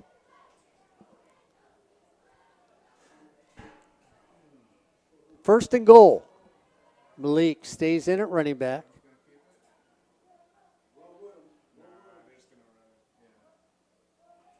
Hand it off. What a play. Outstanding defensive effort by Jacob Galliana with a diving interception in the end zone to just dismantle a Fullerton College drive. So they fake the dive play. They go to throw it out in the flat where Cameron Woods is at, and it gets picked. And the issue with that play too, Mark, is the fact that there were 3 different defensive backs in that part of the end zone. If they had given it to Winston, he had already walked into the end zone. Thought I had a Super Bowl moment in a moment. I'm sorry, big game moment.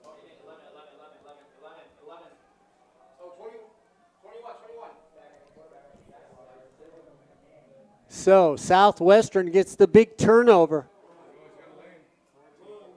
Southwestern finds it as Dylan McCain is in at quarterback, gets a first. So we go back to the play. They fake the Malik Winston. They throw it to Cameron Woods. The defensive back is out there with two companions, makes the dive, and gets the interception in the end zone. 5:03 to go. We're stuck at 14 here on Sportsnet, USA.net. Hey, Mark, it's okay. People from Austin listening to us, thank you for listening to us. Maybe that'll give Fullerton Hornets some strength. Or if you're a Jaguar fan, a good drive here.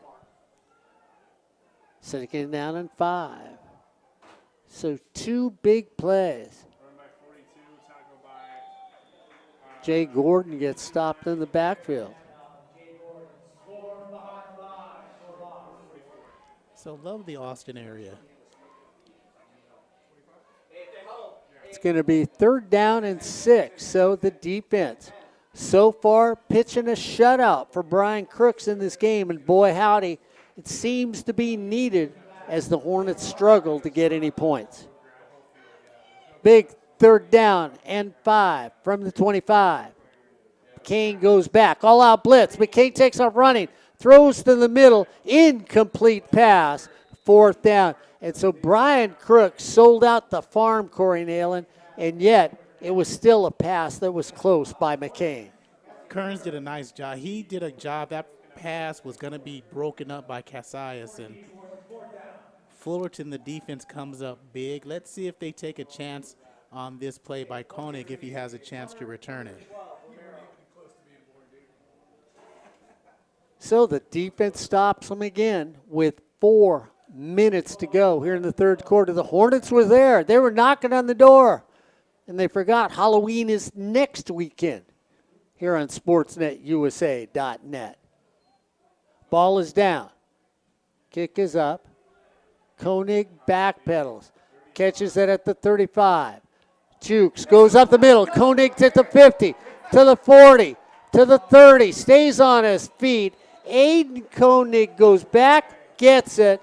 Corey, he does a little step back juke and then goes straight up the middle between two defenders. And that's what the play called for. I mean, Koenig is fast. He's up there and showed that acceleration from the 45 to the 40 of Jaguar territory, and they couldn't get that one block, on Damian Lafitte, prevented the touchdown score, and the offense comes back on the field with Nunez and Green in the backfield. Fletcher to the far right. Cameron Woods tight end there. Franklin to the near side of the field. Smith in the slot. Tyrell Green, the running back. 1st down and 10 at the 28 for the Hornets. Tyrell Green Jr. takes it off right guard. Gain of 5 on the play. And that's what he does. That should be like his middle name, Tyrell Gain of 5 Jr. Green Jr. I mean, it's one of those things where 5, 5, 5, 5, 5, that's 1st down. Second down and 5. Nunez looks over, gets the signals, hands it off. No, he doesn't. He fakes it. Nunez keeps it himself, goes straight up the middle, takes it down to the 9. And putting in work is the offensive line unit for the Hornets. We don't see just how big the holes are from up here, but Green, Nunez on that run, off that A and B, there's another 15 yards. Timeout on the field as one of the Jaguars is down on the ground at the 15. It's 3:06 to go here in the 3rd quarter, and it's 14-0 in favor of your Hornets on Sportsnet USA.net. Ryan Osborn, Corey Neyland, the old guy, out of the rain, calling the game here on Sportsnet USA.net. Next Friday, we're doing volleyball, right? The 28th. Yes, at Cypress College. Cypress College here on volleyball. SportsNetUSA.net. 6 p.m. game time, match time. OEC's an interesting animal for volleyball. Yeah, they're not as dominant as years past, but they're still the strongest top to bottom in the state. Exactly. And right now, Corey and I both think that the OEC should get at least 4 teams. 5. You're going to say 5. They're getting 4, maybe 5. Tyrell Green, the deep back. Give it to Tyrell to the outside. He struggles on his feet. Touchdown, Tyrell Green Jr. 10 yards away, 128 yards on the ground, 15 carries, 1 touchdown through the air, 1 touchdown running, and that's how you get 20. So the Hornets, after being close and getting nothing, knock on the door on the right day and come away with a full bag of points with 2:51 to go here in the third quarter. It's now the Hornets 20, the Jags 0 as we wait for that player down on the ground. Looks like they're cramping.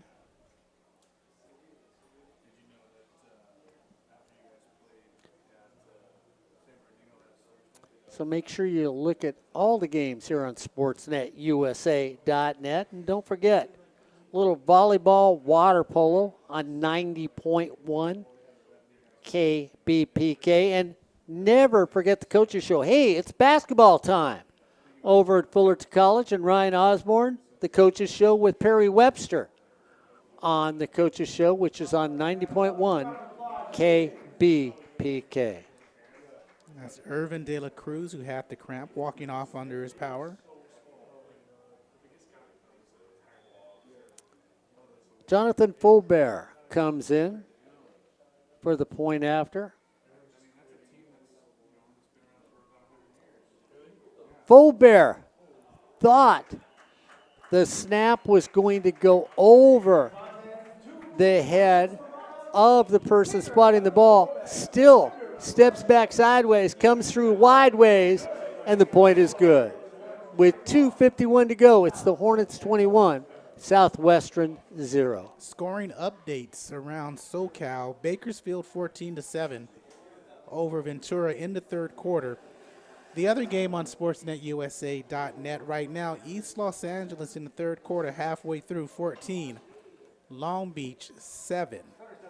So the Huskies always playing strong, man. They've always had a competitive team. They've got a quarterback in Terrence Gibson, and he is one of those quarterbacks that he's not getting a lot of pub, if you will, in the CCCAA, but he is one of the better quarterbacks in California. Pasadena City 14-7 over Grossmont in the third. Desert at halftime over Compton, shutting them out 14-0. And Cerritos up a touchdown on El Camino, 20-13 in the third. Little pooch kick in the middle of the field, right at the 40. Fielded there all the way out to the 49-yard line.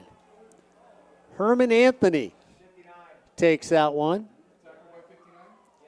So Herman Anthony takes that return, and Anthony takes it up. And he's 59. Herman Anthony caught the ball. 59. Up man, linebacker position. Playing up on the kickoff. Speaking of up, Golden West up 8 on Saddleback, 14-6. Palomar over Chaffee, 17-6.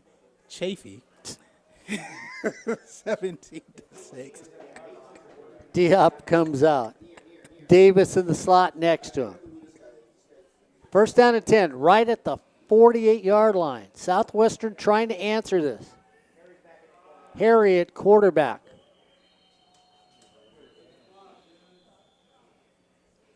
So they missed the 3 false starts, and they get a delay of game. So we get a delay. Going to move it back 5 yards. Reset that defense for the Hornets in the back moving forward. Streeter and Kearns, the safeties. Near side corner is Ahoya, far side is Kearns. So Kadari is the safety. Casillas is the corner. Luke Smith, the backer, near side, 46. Middle backer, Chris Harm. Far side, on the weak side, is Branson Tita Noir. First down and 15. Harry goes back, looking to throw it over here. Throws it over off the hands because of water. Diop can't pull it down. when you have gloves on, even in the rain, I thought those were sticky gloves. You got to make that catch, Mr. Diop. And up front for the Hornets, Dunnick and Harris in the middle. On the outside, it's going to be LeBaron Kennedy Jr. On the far side, on the near side, is Blake Hill. 2nd down and 15. Hey, that's not Ethan. That's not Ethan Hearing. That's number 18. Thank you. So Daniel Amon in there, now at quarterback.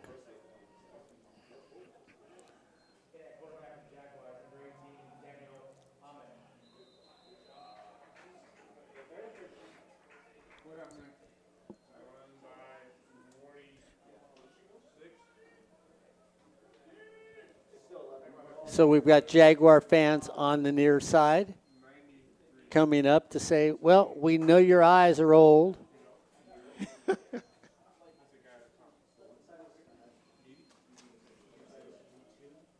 3rd down and 4. Davis on the near side of the field, Diop with him. So they have played 4 quarterbacks tonight for Southwestern.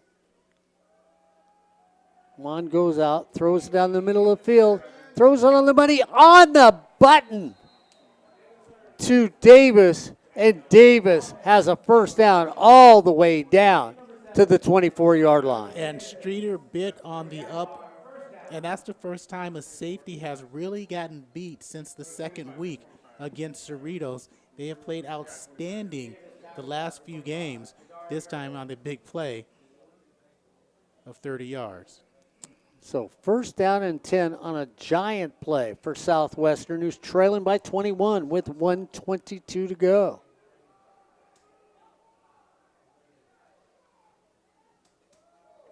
Scrum meets in the backfield. Ball comes out, but they've called him down. Forward progress ends with what the whistle. Whistle wasn't blown yet, but again, forward progress was stopped. But we thought it squirted out before the whistle was blown, but they're going to say that forward progress, was stopped. Harm is coming out, favoring his left arm. Keon Marshall checks in for him. Keon Marshall quietly has had a solid 1st half. So D-up comes this direction. Henderson goes to the far side with Davis. 2nd down, 20. Straight up the middle one more time.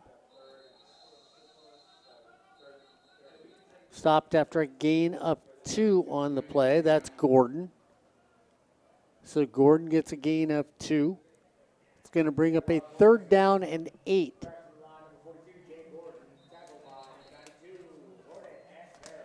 Hornets doing a better job of this in this 3rd quarter of stopping the run game. A minute to go here in the 3rd period. The Hornets 21, the Jaguars 0 here on Sportsnet, USA.net. And they're going to let the quarter end, which it does. As we come to the end of the 3rd quarter, it's the Hornets 21, Southwestern 0 here on Sportsnet, USA.net. Well, Ryan Osborn, we were a little off on our predictions on what the score might be, but we thought it was drizzle. We didn't know it was rain like our weatherologist told us that. So, Corey Neyland, can predict the weather because of his bad knees, bad back, and his, sore fingers because of the weather. He's got arthritis. I wasn't predicting the weather. I'm just saying what the weather is. If he was all in and taking care of himself, well, he might be out there bringing in food for All In here at Fullerton College. It's interesting that you mentioned that because, folks, when we mention All In, we want it to rain down donations on Fullerton College athletic food drive that they have going on because, once again, the Chris Lamb and Tony Dubois Walker Memorial Food Bank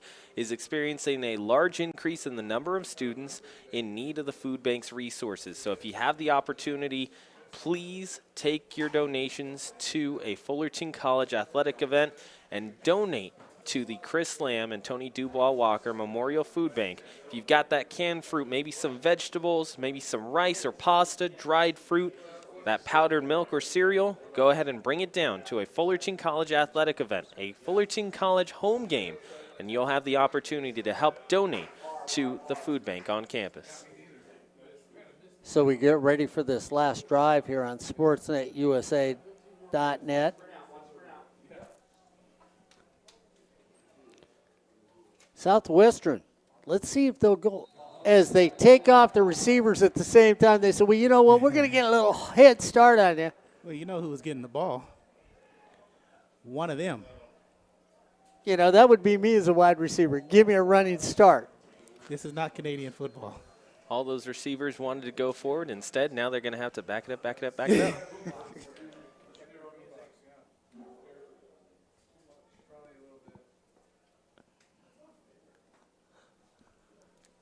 So that moved him back 5 yards. And because of the offsides, they bring in Inman as a wide receiver to the far side. Here comes the pressure. And they all meet in the backfield for a sack. So the defense by Brian Crooks sends everybody at Daniel Ullman. And he says, well, how do you do, guys? You moved us back. And so now we'll see if Southwestern keeps everybody out there with 14:40 to go. Corey Neyland, at this stage of the game, I keep my offense out there and just go forward anyway. You have to, but LeBaron Kennedy Jr. broke out of the gates like he was in a 100-meter dash. And that was, man, it looked like lightning in the rain the way he came off the edge and made that tackle.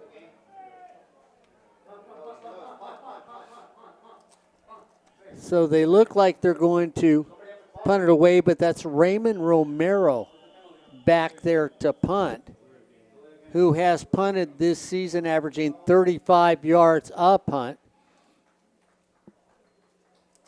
And we're going to get a delay game and move it back 5 yards with 14:10 to go here on SportsNetUSA.net. Koenig now goes back in. He'll stand at the 10.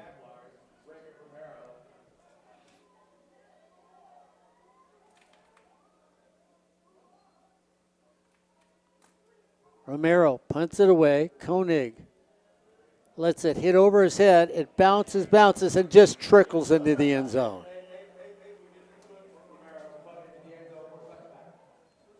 You know, we talk about student athletes all the time here during football games, water polo and everything else, and yet there's student athletes that are never talked about, and that's the young women down on the track right now that are cheerleaders, song leaders, and the dancers that are down there for the Hornets. Plus they have young men that are also with the program. They practice every day. As a matter of fact, this is a national championship dance team that the Hornets have had more than once. And they're out there in the rain or the drizzle or the monsoon, depending which street you're talking to. And that could be the one thing that's going down. Garnett Davis III is now in the game. And he had a run last week, 34 yards, his longest of the season, and scored a touchdown. So Garnett Davis III, it's good to see him in the backfield. So Garnett Davis at running back. Gets it once, takes it twice.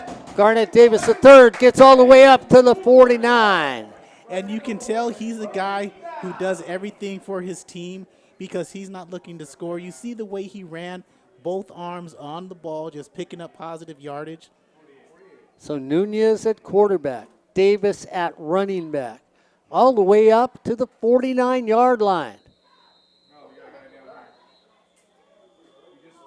So we have a guy from Southwestern, unfortunately, a player down on the ground with 13:20 to go. It's the Hornets 21, Southwestern 0 here on Sportsnet USA.net. Corey Neyland, Ryan Osborn calling the action along with the old guy here on Sportsnet USA.net. And again, want to thank the song leaders, the dance squad, all those young men and young women that entertain people during the game. They're out there during the rain. Corey, I mean, you know, and you look at them, they're soaking wet. Nobody's worried about holding an umbrella over them or anything else. And they're very active down there, too. They are student athletes here for Fullerton College. So it takes, well, you know, to quote those people who want to be Ryan Osborn, presidents of Fullerton College, what's it take? It takes a family to build a village. Isn't that what we heard constantly from every future president? First down and 10 at the 49. Again, Gardner says, I've got it. Gets yanked out of bounds by the shoulder pads at the 48. Orchid Lake, Michigan. St. Mary's High School is where Garnett is from. Garnett Davis the third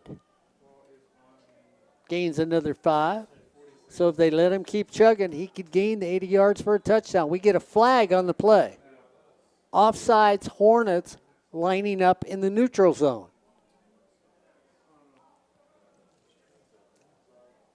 I'm not sure. I'm sort of here on the neutral zone.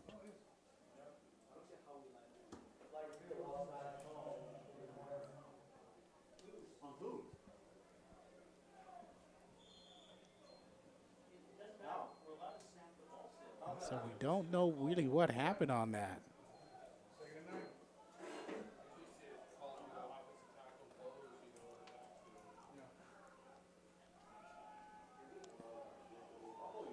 Nunez with the keeper mark. They faked to Garnett again. And that has worked several times tonight because they get fixated on the running back and what they've done as they move it up. We also want to thank everybody who's watching, or if it's just on listening to the broadcast as well. We appreciate every viewer. Third down and 2, right at the 44. They hand it off, little dance by Garnett. He goes back, he finds an opening at the 40, stays on his feet, gets driven out of bounds at the 31-yard line. This running attack for the Hornets is just dynamic. They have 3 guys who can put in work. Green, 130 on the ground. Winston, who can get there and get touchdowns himself, almost had one earlier in the ball game. And then you have Garnett Davis, who comes in and shows quick feet, and if he gets that playing time, produces. First down and 10 at the 31. Ryan Osborn said 161 yards on the ground tonight. I said over 200. I know you're right now, Ryan. We could be getting close. Little dribble shot down the middle, which just blew up the entire play. It's going to be a loss of 5 for the Hornets. We've got to be over 200 yards rushing in the game for the Hornets. You could ask Phil. He might tell you. And Phil, after the drive, how many yards rushing total for everybody?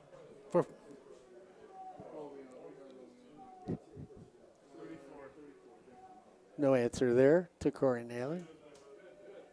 Text him. He'll answer it. Second down and 15 for the Hornets. Nunez keeps it himself. Cuts the outside. Oh, gets drugged down at the last second. After he crosses the 15 down to 13, it looked like he was gone with 10:42 to go. Here on sports@usa.net. Nunez just almost had it. Garnett Davis III, still the running back. Third down and 3. Garnett Davis III gets it, refuses to go down, gets a first down for the Hornets across the 20. First down and 10. 10:21 to go in the fourth quarter. And the Hornets move the chain.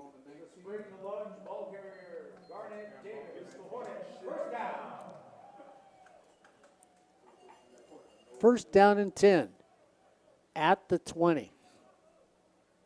Nunez at quarterback. Smith in the slot. Koenig next to him. They hand it off again to Garnett Davis III off the right side. Gain of maybe 1.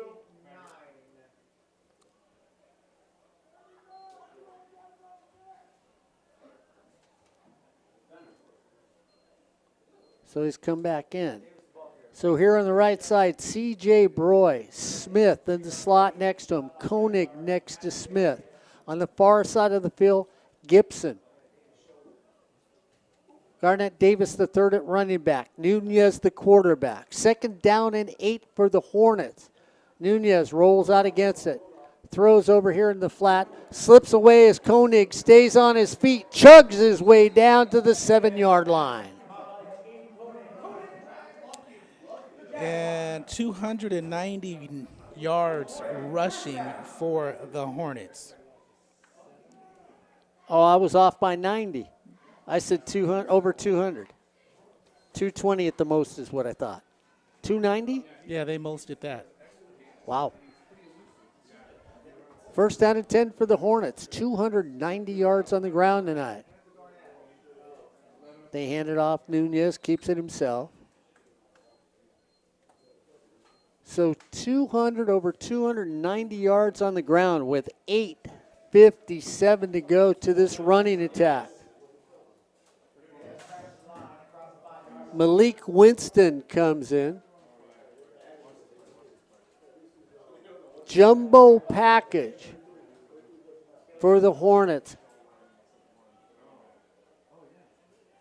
Direct snap to Malik Winston. Huge package. Malik tries to stretch. Is he in? They're going to call him out. Give it to him. Touchdown, Hornets.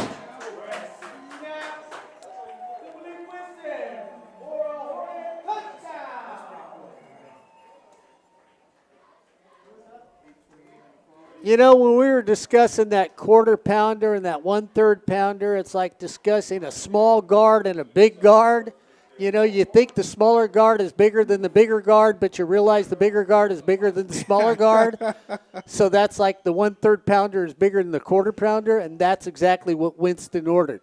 5 third pounders, not quarter pounders, and got in the end zone for Fullerton College here on Sportsnet, USA.net. The Hornets 28, Southwestern 0 here on Sportsnet, USA.net. George Silva, Sebastian Medina, Daniel Medelis, Sammy Garcia, Sherrod Green, leader of the pack, Will Peroni. Those are the guys up front, getting them 127 yards on the ground for Tyrell Green Jr., 55 for Malik Winston, 50 for Garnett Davis III, Nunez 48, while over 50, Josh Calvin over 20. Those guys up front, they're doing all right. So the offensive line, the running attack, well, 28 points on the board and a slug, ugly, cold night here at Fullerton Union High School District Stadium. It's just raining, Mark. 21-7 Bakersfield over Ventura in the third. Deep kickoff. Southwestern looking for a positive note and goes down at the 15 with 8:19 to go on sports@usa.net. There's that slog you were talking about. That's right, with a little slug and you know. Californians. Most of us not used to anything that's too wet out here on sports@usa.net.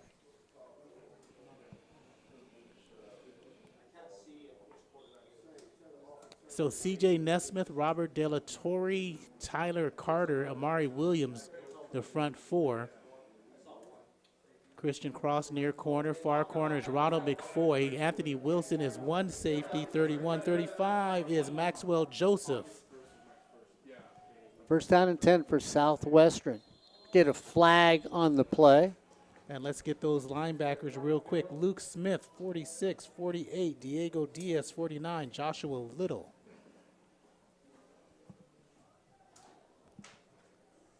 So David Pazzo back in at running back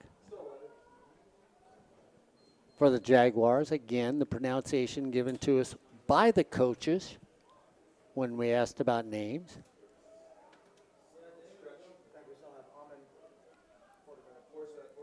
First down and 15 now for the Jaguars. Handed off to Pazzo, trying to turn the corner. Gets to the edge and is met there by at least 8 or 9 yellow jerseys. Diaz was first on the scene, joined by Little. Nesmith was there. So it's going to bring up a second down for Southwestern, trailing 28-0 here on SportsNetUSA.net.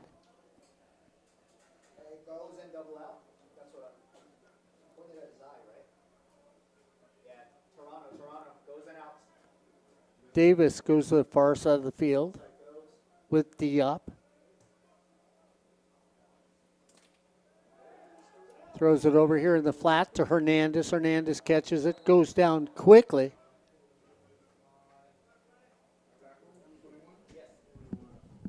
Gain of 3 on the play.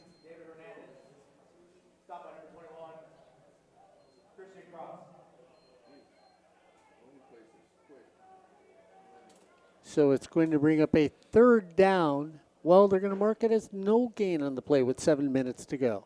Thought he got a little of something sitting there right at the 11-yard line. Big third down play at the 11. See if Brian Crook sells out the defense. He's done that more than once. They switch out. Here they come. Far side of the field. Chasing. Nobody's out there in the flat. Hauling it deep. Flag on the play. No, yes. I thought I saw a flag. Is there a flag down, Corey? At the 36-yard line, could be a hold on the Hornets on the move by Kahanu Davis getting to the outside.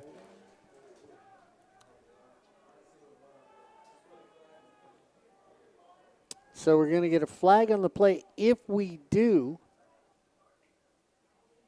we'll see if it is against the Hornets. Wait to see what the call is on the field. It is defensive holding against the Hornets. And that'll be an automatic first down for the Jaguars. So 21-7 in the fourth, Bakersfield over Ventura. East LA in the fourth quarter just started 20-7 now over Long Beach. And you got to wonder if they're still having kicking issues with their field goal, with their place kicker. So they're going to take that across the 21. It's a first down there for Southwestern with 6:30 to go here in the fourth quarter. Hernandez comes to the near side of the field. David Hernandez. Ball's down low. Throw the far side. Incomplete pass. Nesmith and Williams applying the pressure. As Daniel Amon tries to get the completion at quarterback. So Daniel Amon, the fourth quarterback for Southwestern in this game today. And is it hard to get the consistency from a quarterback if you're playing a quarterback one quarterback a quarter? I think it is. I think nobody can get a rhythm when you play multiple quarterback offenses.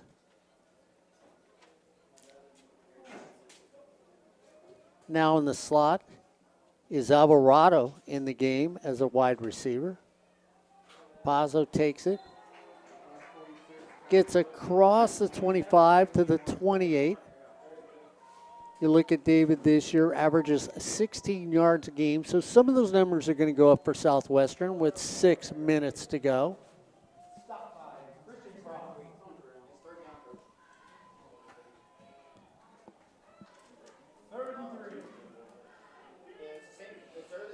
Alvarado in the game. Xavier Alvarado, wide receiver. Is in the slot on the far side of the field. Third down and 3. Here comes the pressure. Amon throws it up to nobody. And nobody was in the vicinity. He was in the pocket. Doesn't matter, Mark. Just oh, I know. Don't keep throw the on flag playing. with 5:41 to go. Ryan Osborn says, Mr. Pavlovich, you're right. No. No flag, no nothing. I Out of was- the pocket. I was right. Out of the pocket. I was right. Out of the pocket. Wait a minute. Out of the pocket. Wait a minute. It sounds like we just stopped to get something to eat. And it's out of my pocket again. Nothing wrong with that. Timeout on the field with 5:41 to go. It's the Hornets 28, Southwestern 0 on Sportsnet, USA.net. Ryan, did you hear that? Mark is buying tonight. Yeah, except Mark's. That's what I heard. But Mark's Oh, wait. I'm sorry. I didn't hear that part. That's because Mark has already gone home. Here on SportsNetUSA.net. Corey Neyland, Ryan Osborn. Here. Southwestern up 28. Oh, no. April Fools. I just thought I'd tease everybody. It's the Hornets 28. Southwestern 0 here on SportsNetUSA.net. For those late listeners that would call, all of a sudden tune in and go, what? What do you mean? It's been the Hornets all night long. Southwestern, a lot of credit them, have looked good tonight. Even though they have not gotten into the end zone, they have sustained some very good drives. And defensively, they made a couple defensive plays that this game could be much bigger than it is right now. So Southwestern, admirable play tonight against Fullerton College Hornets. Fourth down. Incomplete pass, and the Hornets will take it over on downs. So it's the Hornets 28, Southwestern 0 here on SportsNetUSA.net. And again, these are all student athletes too. So realize these are young men that go to class every day, that are working on getting their degrees, and also play the game of football. They're out at practice every night. And there's nothing tougher. Corey Neyland and Ryan Osborn can both tell you, because they were very good athletes during their days, that it's tough to play on teams that just are not winning programs. And Corey, you've told me about some teams you played on that weren't the best.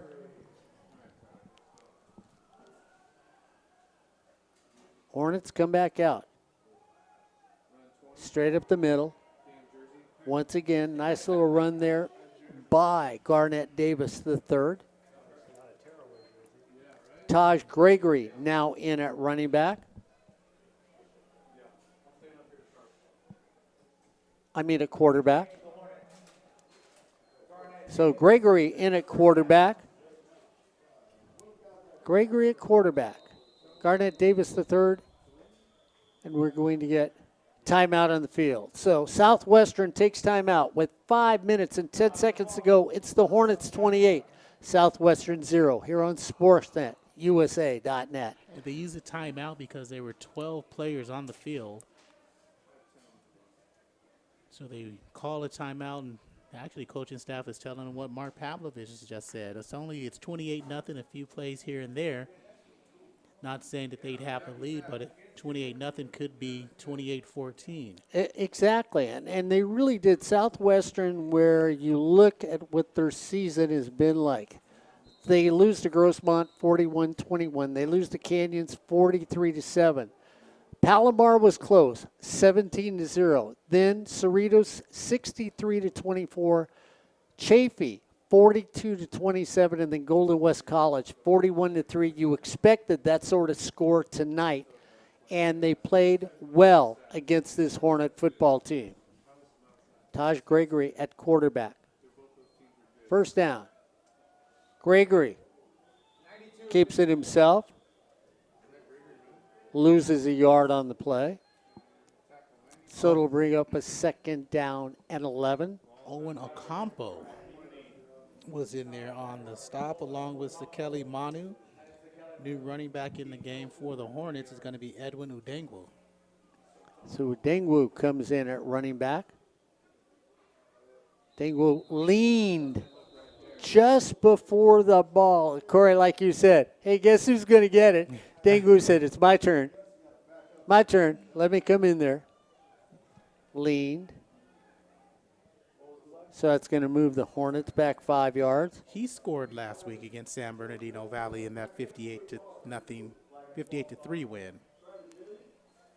So he hasn't had many opportunities. Only carried the ball 4 times this season for 27 yards. We get another flag on the field.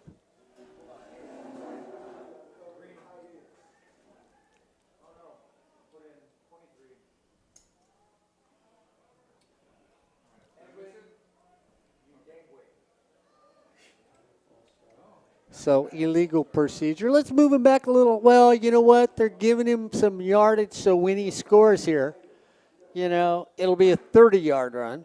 here on SportsNetUSA.net.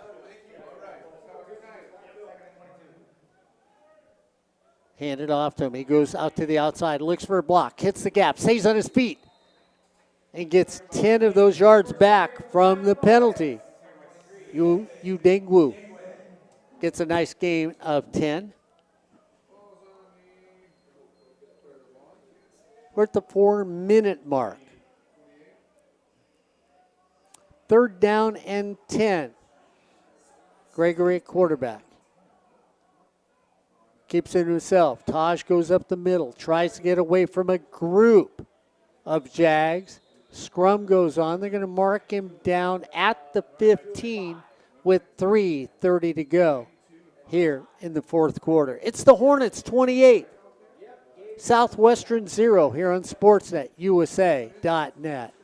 They're going to bring on Four-Bear Mark, and Luke Mamana to hold.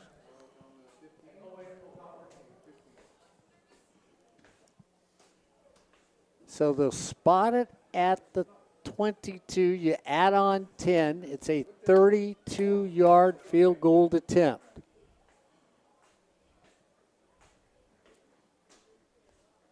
Ball is spotted. The kick is up. Line drive. It's good. So it's the Hornets 31, Southwest 0 here on SportsNetUSA.net. Next week, we're back again on SportsNetUSA.net. San Diego Mesa rolls into town. Ryan Osborn, Corey Neyland, and the old guy on the call here at SportsNetUSA.net. 2-0 in conference, 6-1 overall. Tied for 5th in the state. And they'll move up after this win. They should. Because San Mateo loses, the number 2 team. Mount Sac loses, the number 3 team. Golden West is going to beat Saddleback. They're up 21-6 in the 4th quarter. And Fullerton is going to win here. And in conference play, well, depending on what happens next week, it could be that showdown between Golden West and Fullerton College. Make sure you make that game. It'll be here at Fullerton Union High School District Stadium and on SportsNetUSA.net. Deep kickoff to the 20. 25. Break to the outside. Southwestern up the sideline. Doesn't go down. Down all the way to the 45-yard line, and that's what you've got to give credit to this Southwestern team, down 31-0. And Corey Neyland, there is no give up on that far side of the field for Southwestern. And that's Sean Bryant, who has a return of 40 yards, and there's going to be another 15 tacked on to that because a little bit of a chirp on that far sideline. So the officials talking to each other with 2:37. 2:37 on the game clock. 25 minutes has gone off in real time 5 minutes ago on the game. See, now, I know Corey says it's raining, but I know it's not because there's a man who's got the same sort of hairline like I do to my right down there. So now it's less rain as before. Yeah, but there's no splatter coming off the runway over here. No, not anymore. It was. Oh, okay. It's lessened a little bit for our pack up and walk back to the station.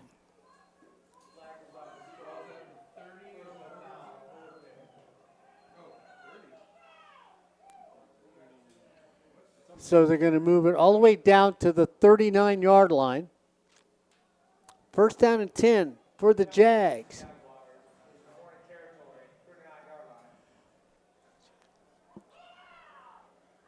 First down and 10. Daniel Amon still in at quarterback. 1st down and 10. Hornets sneak up. Look like they're coming from the outside. They do. Everybody jumps. And let's see if that'll be against the offense. Did the defense jump and encroach and then the offensive line moved? If he does, and they're going to move it against Southwestern. So it takes it to the 44. First down and 15. Henderson comes over to the near side of the field. In the slot next to him is going to be Davis.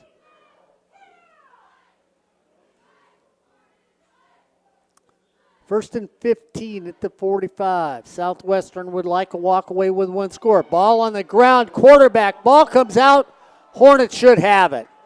Joshua Little's going to get credit for the sack. The snap never got to Amon, and the Hornets recover.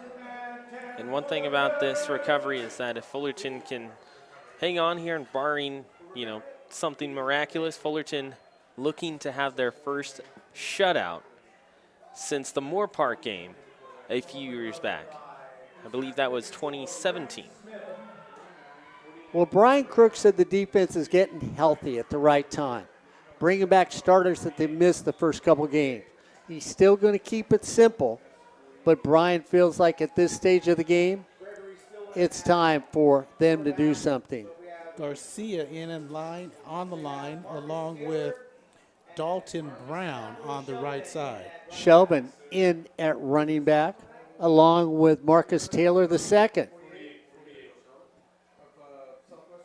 That is Caitlin Shelvin on the run. So Shelvin holds on to the ball. And Mark, on that left side, David Gomez. Daniel Modelas is now the center. Excuse me, no, that's Dalton Brown is the center. Carter Kamana here on the right side at wide receiver. So a sideline warning to the Hornets with 2:05, 4 to go. And it's just a warning. They drop the flag, but they don't mark anything off. Kamana to the near side of the field. Taj Gregory still in at quarterback. Up back is going to be Marcus Taylor II. They hand it off to Shelvin with Taylor leading. Shelvin tries to turn the corner, stays on his feet, gets all the way down to the 41-yard line with 1:38 to go.